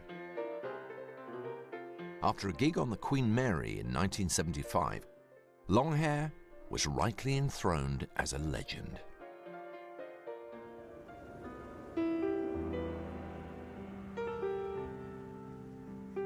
My view of life, in fact, my life, was shaped by the sounds and stories of Professor Longhair.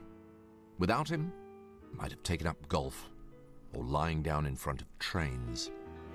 With him, the world was and is a fine, fine place. We fired our guns and the British kept a-coming. Now, in a humble yet weirdly arrogant act of devotion, I'm going to play some shows across the US, starting here in New York and ending in California, where I'll be paying homage to the professor aboard the Queen Mary. We looked down a river and we see the British come, and there must have been 100 of them beating on the drum. They stepped so high. I realize now, being in New York, that it is an act of straightforward madness for an Englishman to come here and try and enchant audiences with American music. It's madness, but mad things are good.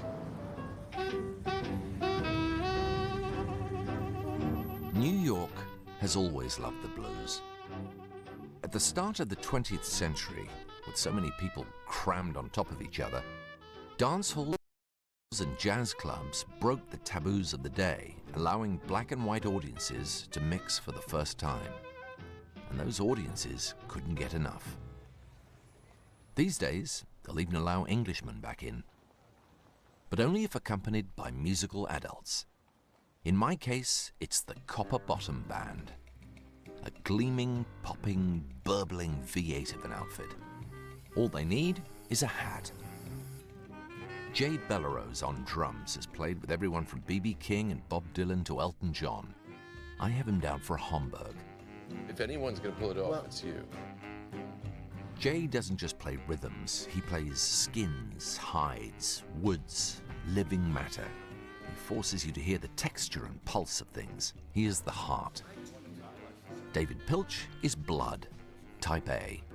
His bass lines course around a song, feeding muscles, tendons, organs.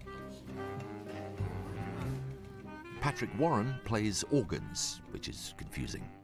Patrick is the liver. Sister Jean McLean is a former disco diva who's worked with legends like Tina Turner. She is the soul.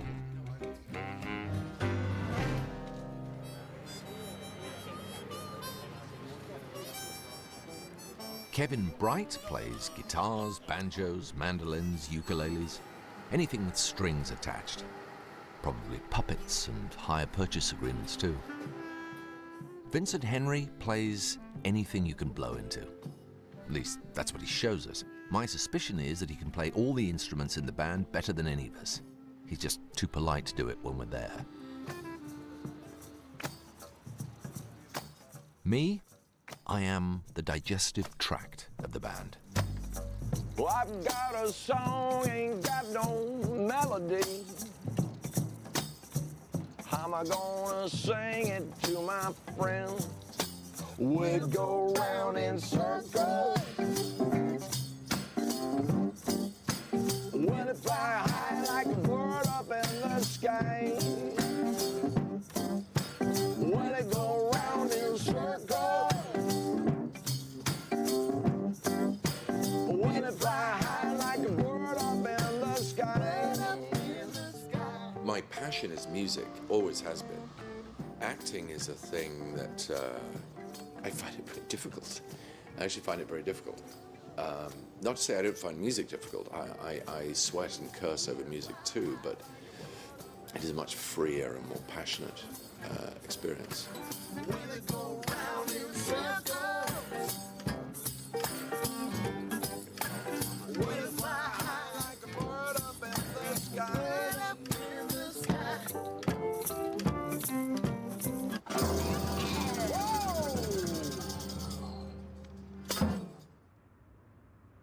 I've never been confident of anything. I predict disaster almost every day. And for that reason, I'm almost always delighted and relieved by the way the day turns out.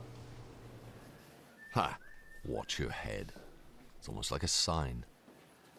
New Yorkers have, of course, seen it all before. A famously tough crowd. And although few of the blues legends came from here, this is the city where they had to prove themselves. It's our first night, and this is the Lion's Mouth. Way down upon the Swanee River, far, far away. It's a very exposing thing to do, to put yourself into music. It's a way in which people reveal themselves. You can't help it. Simply by choosing a song, the very act of choosing a song, never mind writing one, just choosing an existing one, is you are exposing something of yourself and your taste and your likes and dislikes.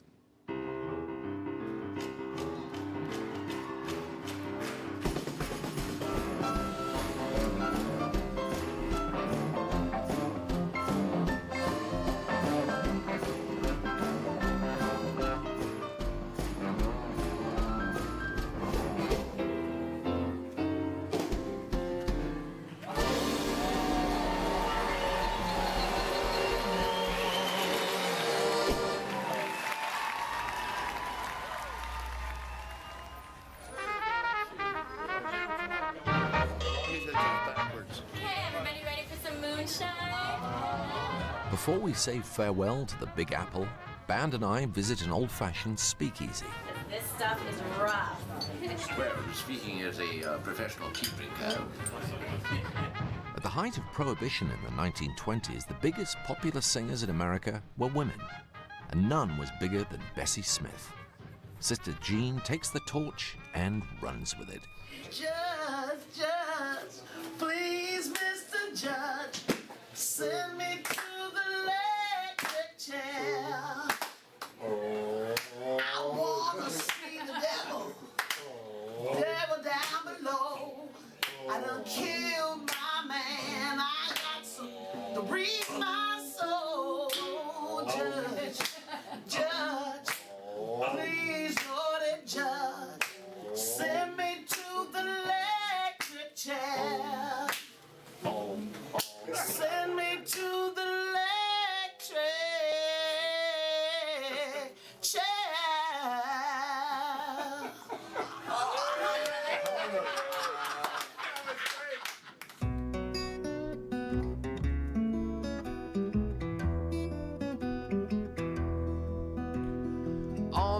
life I've been a traveling man.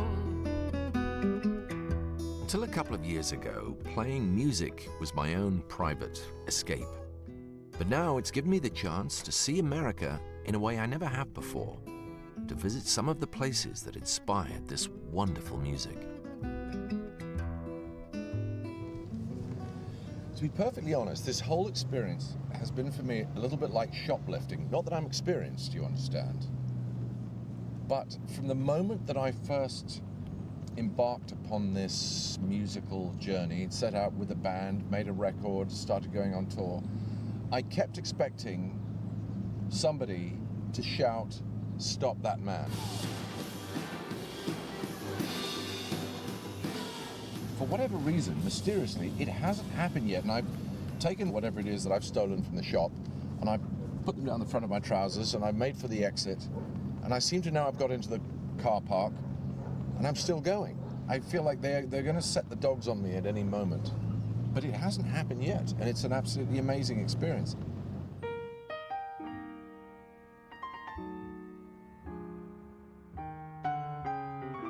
A 1,000 miles south to New Orleans, where the young student Longhair scraped a living as a tap-dancing street hustler. Thought I heard Buddy Bolden say. I'm here to meet one man who's proved beyond a doubt that you can play the blues no matter where you're from. He's a singer, songwriter, and a piano-playing genius. The locals consider him one of their own, but he is in fact John Cleary from Kent. Oh my God, now this is just... Bit messy? No, this is treasure. Over 30 years ago, John moved here as a teenager, with a couple of £100 in his pocket, which he spent on records the day he arrived. He dreamed of playing with the blues greats. Along the way, he also became one. It was kind of surprised me when I got here because there weren't many people playing New Orleans piano. By default, I ended up kind of being the guy that got called to play with the old cats when they had an old class. I got to play with all my hero idols who'd just been names on backs of records when I was a kid. John has built a recording studio from an old Creole grocery store. This is where I plan to kill him and steal his identity. Oh, and this? Yeah, it's like a funky old broken piano showroom, this place.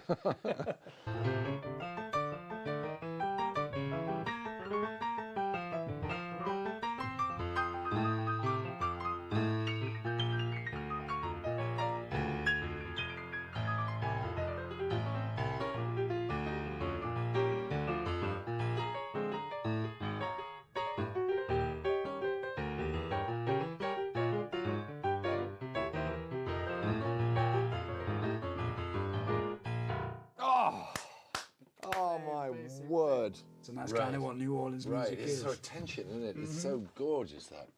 I mean, I'm fascinated by Professor Longhair and the sound he managed to create with the piano and where those particular rhythmic things came from. There's a basic pulse that goes through a lot of New Orleans music, and you hear it even now at Mardi Gras time, and then it goes back to Africa via Cuba. It's called the habanera rhythm. So if you have 4 beats of a bar going like this, you have this syncopation. So it's the way you place all the accents against the 4. That's basically an explanation of syncopation and funk. So that groove,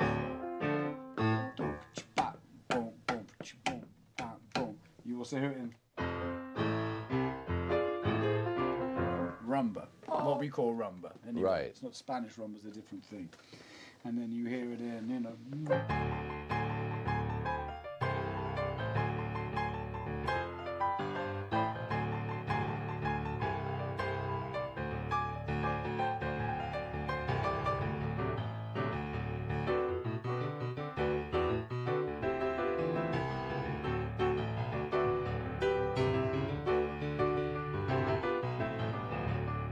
So you hear that rhythm going through the funk and to a lot of the old R&B stuff. Right.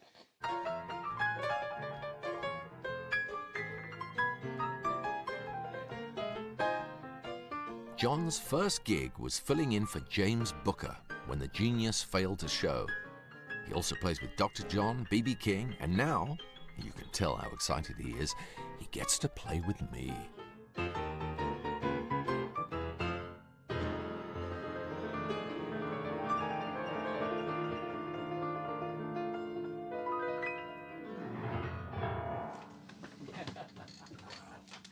Wow. That stuff to me still sounds just as fresh. Yeah. If you play it with some energy and with some soul, it still sounds fresh. Yeah, yeah. And, you know, there's always music in New Orleans. New Orleans comes into fashion, it goes out of fashion, everyone forgets about us. They don't stop playing it here just because no one's looking. Yeah, exactly. You know what I mean? Exactly. They've always been doing it here. Yeah. Down the road,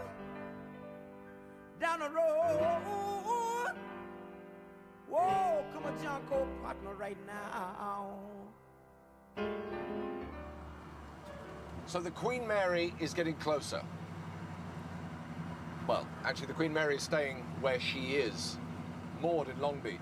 I am getting closer to the Queen Mary, and the day of reckoning. It will be, I suppose, a combination of many things. Exciting, thrilling, awe-inspiring, terrifying, or just a flat-out disaster. There's no way of knowing.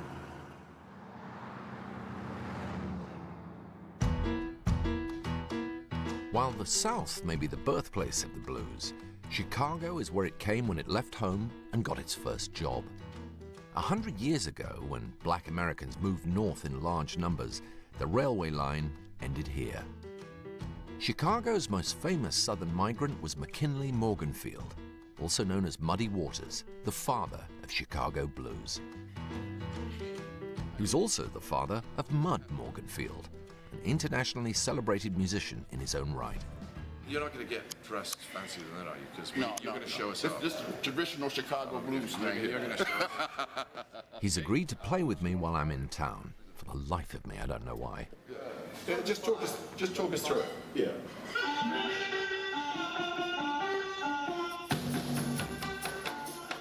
In the 1940s, Muddy Waters surfed the wave of a newfangled invention. The electric guitar, which could be amplified to huge crowds for the first time. Blues music was never the same again. Walking down to the park. Yeah. I'm going out walking down to the park. I'm gonna walk in the moonlight, walk till the night gets dark. Are you hearing enough up there? Got everything you want? I can barely hear you. You know, that's probably best that way. You think?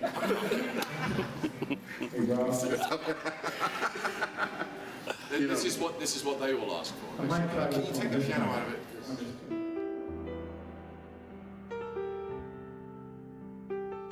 Chicago is a holy place for musicians. And one of the temples at which they worship is the Chicago Music Exchange, where they have the biggest vintage collection in the world. I've never been much of a collector, but if I was ever going to start... It's just such a gorgeous looking thing. This part is the least gorgeous part of it. Oh, I think I should probably leave my wallet in the car. I think we have a day off to come here and drop vast amounts of... Well, we can help with that. Can you? Every guitar has a story, every guitar has a sound, every guitar feels different, so that's why you got to play every one until you connect with an instrument and until you're inspired by it. And that's kind of what we do here. We inspire musicians and put the right instruments in their hands and to continue on with the history, you know? If you want to apply pressure, sales pressure, that's the place to go. He's our weak spot.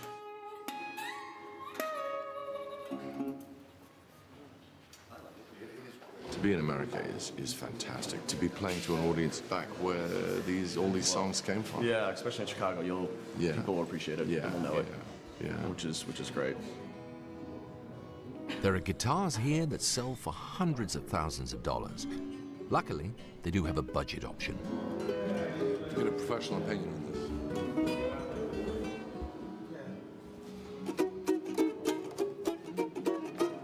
Yeah, but I never want to do that, though. Oh, okay. How's that? That's more like it.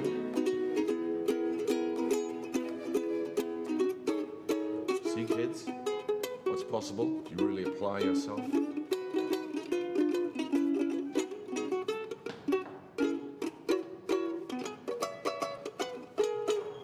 I love it. Wow, it's beautiful. It smells nice. No, it does. That's why I wanted it. It was the smell. You go. I wasn't asking you to play it. I was asking you to smell it and pronounce. Oh, death.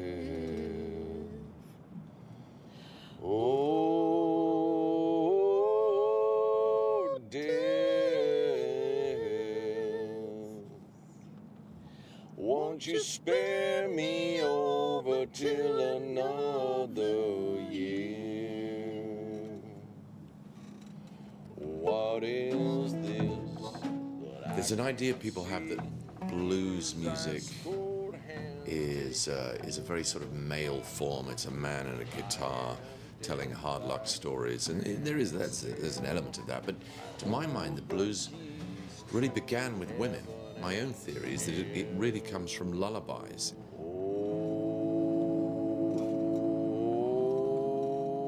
And to me, it's always been, there's been an element, a strong element, of the mother singing her baby to sleep. Oh, death, won't you spare me over till another year?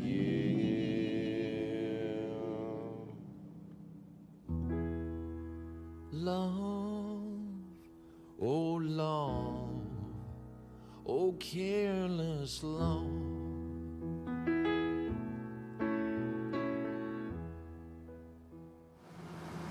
I think of Britain and America differing by about 5%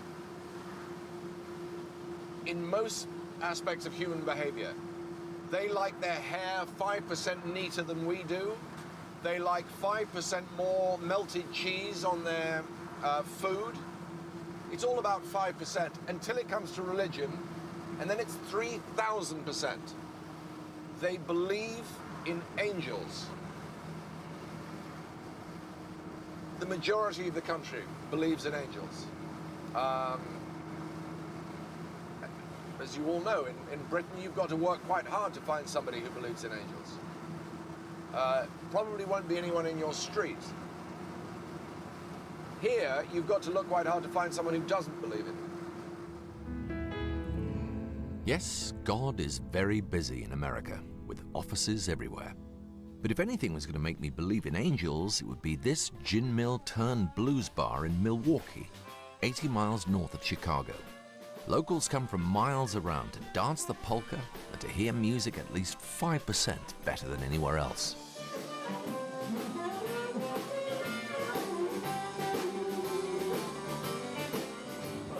If there'd been a bar like this in the town where I grew up, I can't imagine that I ever would have left it.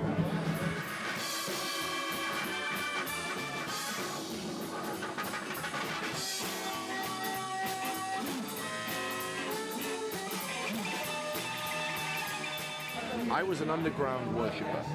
When I was a boy, this was a lonely trail to follow. All my school friends were listening to David Bowie / Bowie. You see, even that reveals how little I know about pop music.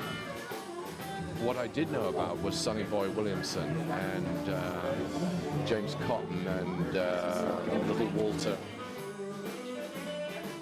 But I had nowhere to go, and there was no temple where we could all gather.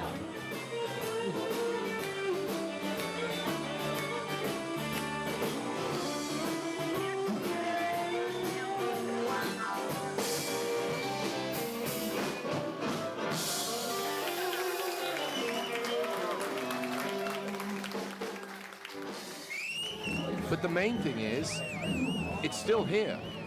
You know, whether there are 5 people in the bar or 50 or 500, it still keeps going because the people who play it love it more than life itself. That's how it sounds to me. And I find that just endlessly moving and inspiring.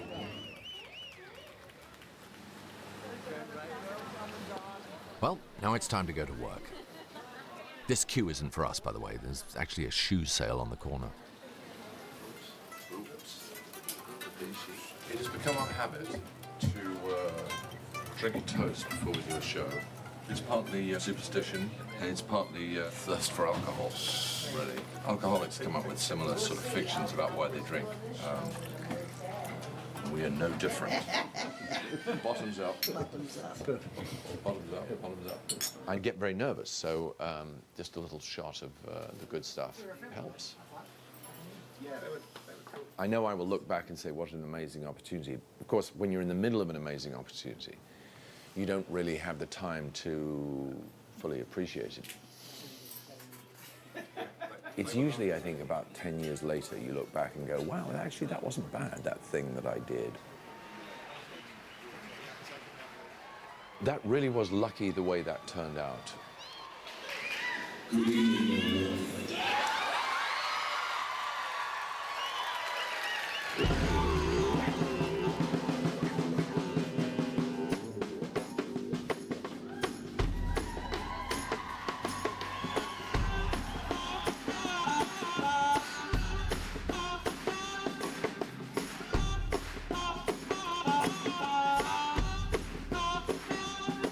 You gotta jump, jump here.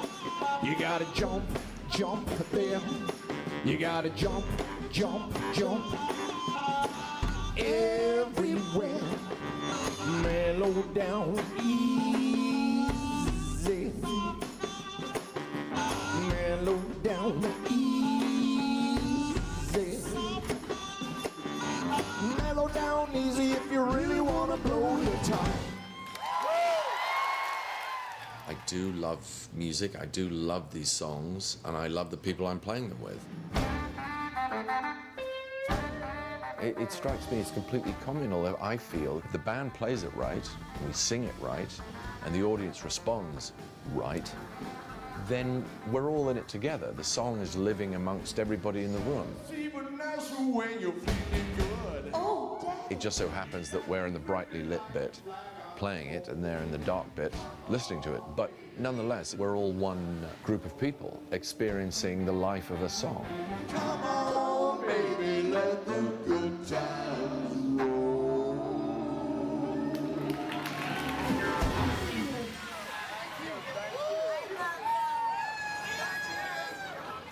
Those are great shows.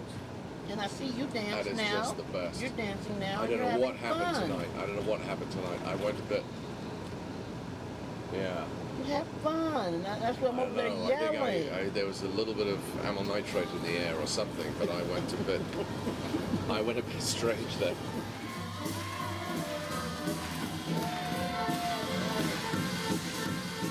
You get into a tower power thing, and I said, oh, here we go. He ain't got no horn, but he rolling. He rolling. Oh, my God.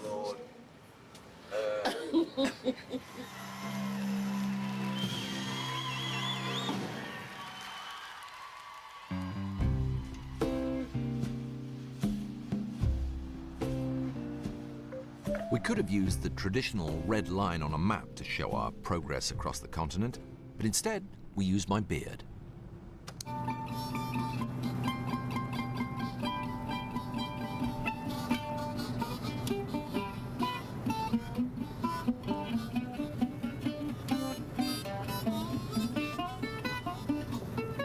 We're in California now, but before my gig on the Queen Mary in honor of Professor Longhair, I have one last stop to make.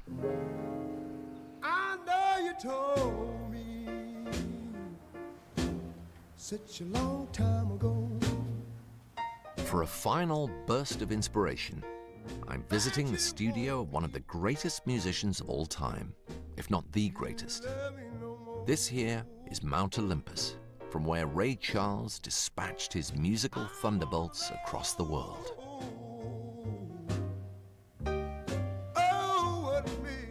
Since his death in 2004, his studio has been kept as a memorial. President of the Ray Charles Foundation, Valerie Irvin, shows me around. There was something about Ray Charles that was really above and beyond. In fact, I think it was Sinatra who actually described Ray Charles as the only real genius in show business.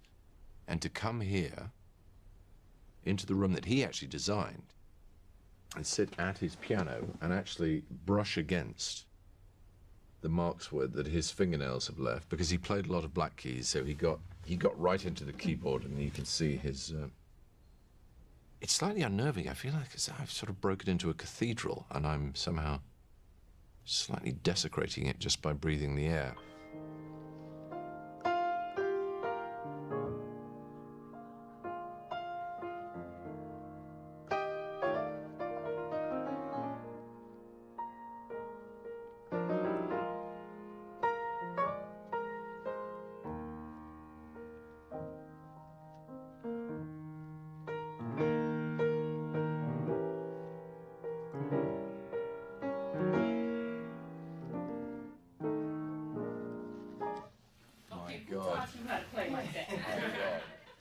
Sweet 16 Bars, which I always thought was such a great title. He plays that for the 16 bars and he goes round it however many times. And I would never, 5 hours, 2 days, I would never, ever, ever, ever want him to stop. Forever. To be honest, you took me somewhere when you hit the first time you hit the first bar. I was like, beautiful. It was kind of a touch of him back in the, you know, so many people come in and play, but no one steps in and play Ray. No one. I should have asked. No. Permission. I should have played some, but I don't know. It just. Forget where you are. Like, wow, that was incredible. Coming from Valerie, that means a lot. She worked closely with Ray for the last decade of his life. Now she's in charge of his legacy. Is it possible to sit in the chair? Absolutely, have at it. He just loved music. Yeah. When he wasn't on the road, he was in that studio. Yeah. We would leave him here. He would lock the building. Wow. He spent 90% of his time here. Right. He never rehearsed any show prior, symphony show. What? He didn't believe in rehearsing. He says, if you're musicians, you should know how to play. Ray would stop a show literally in the middle of it and say, third horn from the left, that was the wrong note. I've watched him do it. Wow. Live, and he'll say, I'm so sorry, audience, excuse me, but you know, he just didn't get it. Now let's try that again. We don't do this anymore. That's like cars without seatbelts. It's dangerous. It's out, is it? Is it? Be careful. No, who am I going to be correcting? I'm going to be correcting myself. I wouldn't be correcting you guys. At the risk of looking like Spinal Tap at Graceland, I decided that we just had to try a Ray Charles classic. Sung by a new recruit to the band, Lionel Messi. I'm sorry, Gabby Moreno. That's right, hit the road, Jack. Don't you come back no more, no more, no more, no more. Hit the road, Jack. Don't you come back no more. Well, baby, listen, baby, to what I say. I'll be back on my feet someday. Don't care if you do, 'cause it's understood. You ain't got no money, you ain't no good. The road, Jack. Don't you come back no more, no more, no more, no more. Hit the road, Jack. Don't you come back no more. When he told me the songs that I was going to be singing, I couldn't believe it. These are some of my favorite songs that I've been singing since I was little, and that really, they've been a huge influence on my singing, on my music, on my writing, everything. So. Don't you come back no more. Don't you come back no more. Don't you come back. Don't you come back. Don't you come back no more.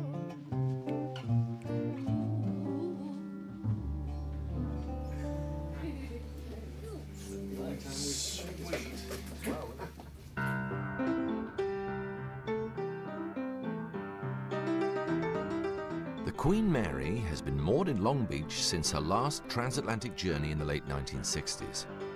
I can still remember the horror that greeted her sail to the Yanks. But the truth is, they've looked after the old girl a treat. You can see your face in her.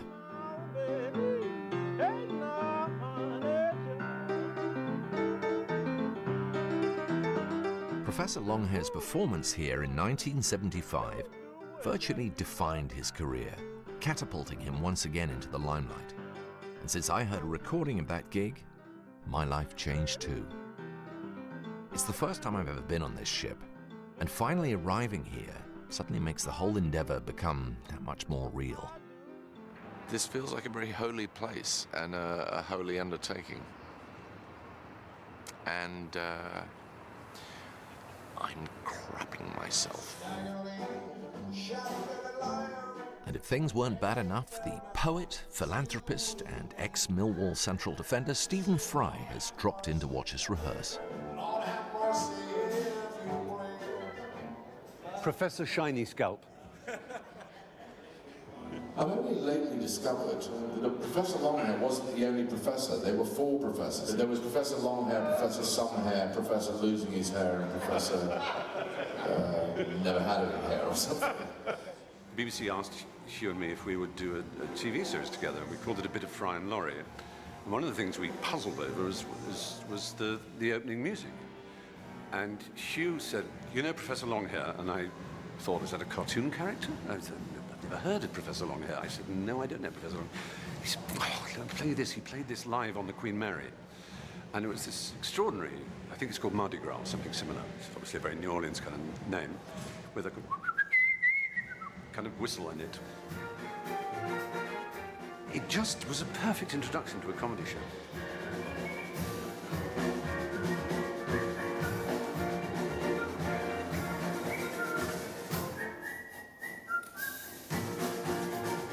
I'm so insanely proud of him, but at the same time, I'm fully aware of the amount of work he puts in. You know, I've known Hugh for over 30 years, and there hasn't been, almost hasn't been a day. I mean, he might have been on a ship or something where he hasn't played the piano. He hasn't practiced. He hasn't got better and better.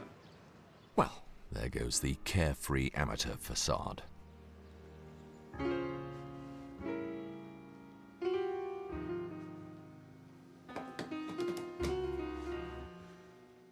Moment of truth approaches.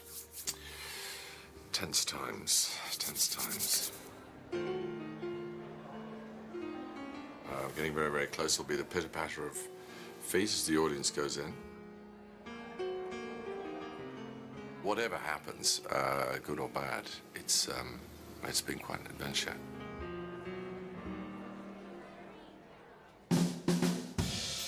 For tonight's show, the drummer's hat is being worn by the mighty Herman Matthews, 7 5/8.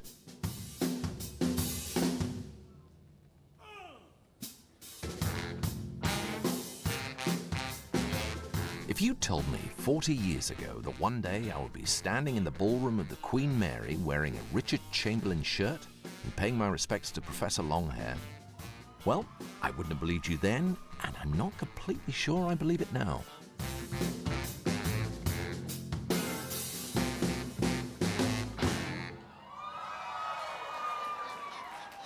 So far, so good. Thank you all for coming. Welcome aboard the Queen Mary. Current show business advice is that you should not burst into tears in the first 30 seconds. But my presence here on board the ship, our presence here on board the ship, your presence here, is a very powerful and emotional one for me, which I will get to later.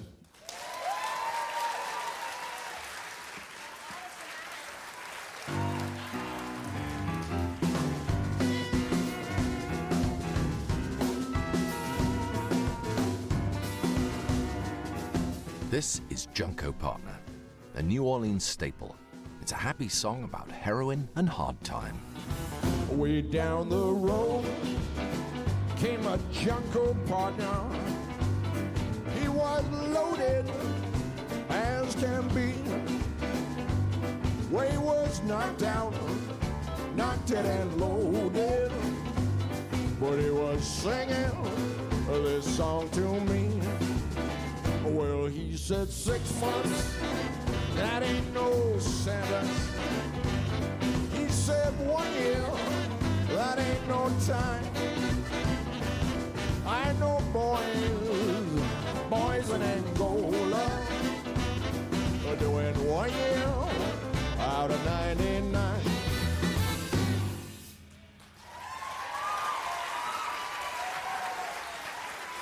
It's just incredible that I have been given a chance to play with these amazing musicians. Thanks to them, I am loving this, and thank you for coming and being a part of what is to me an incredibly important and special evening. I thank you very much. It seems only fitting, after all this, to play a song by Professor Longhair. Maybe his most famous song, Tipitina.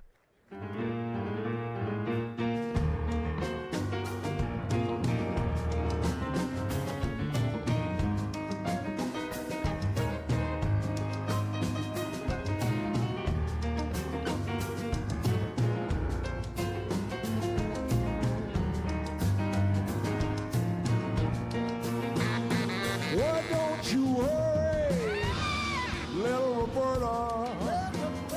You got company waiting at home. Why don't you hurry, little Roberta? Don't you leave that boy alone. Don't you leave that boy alone.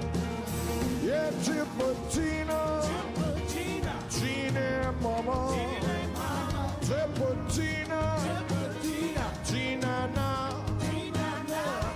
Tipitina, ulu walla mala dollar.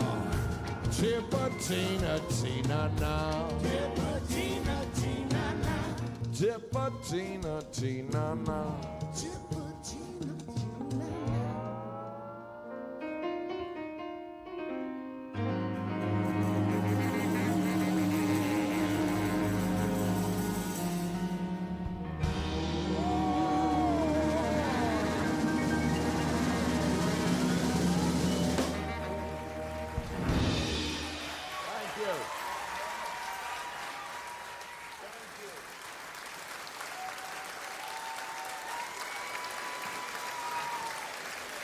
Thank you very much.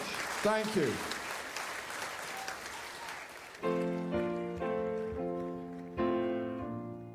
The truth is, this hasn't been a journey. I mean, I've physically moved, but my heart has always been here. This is the music I've always loved, and the music I always will love. Everyone is facing changes. No one knows what's going on. I don't believe in angels, not one bit.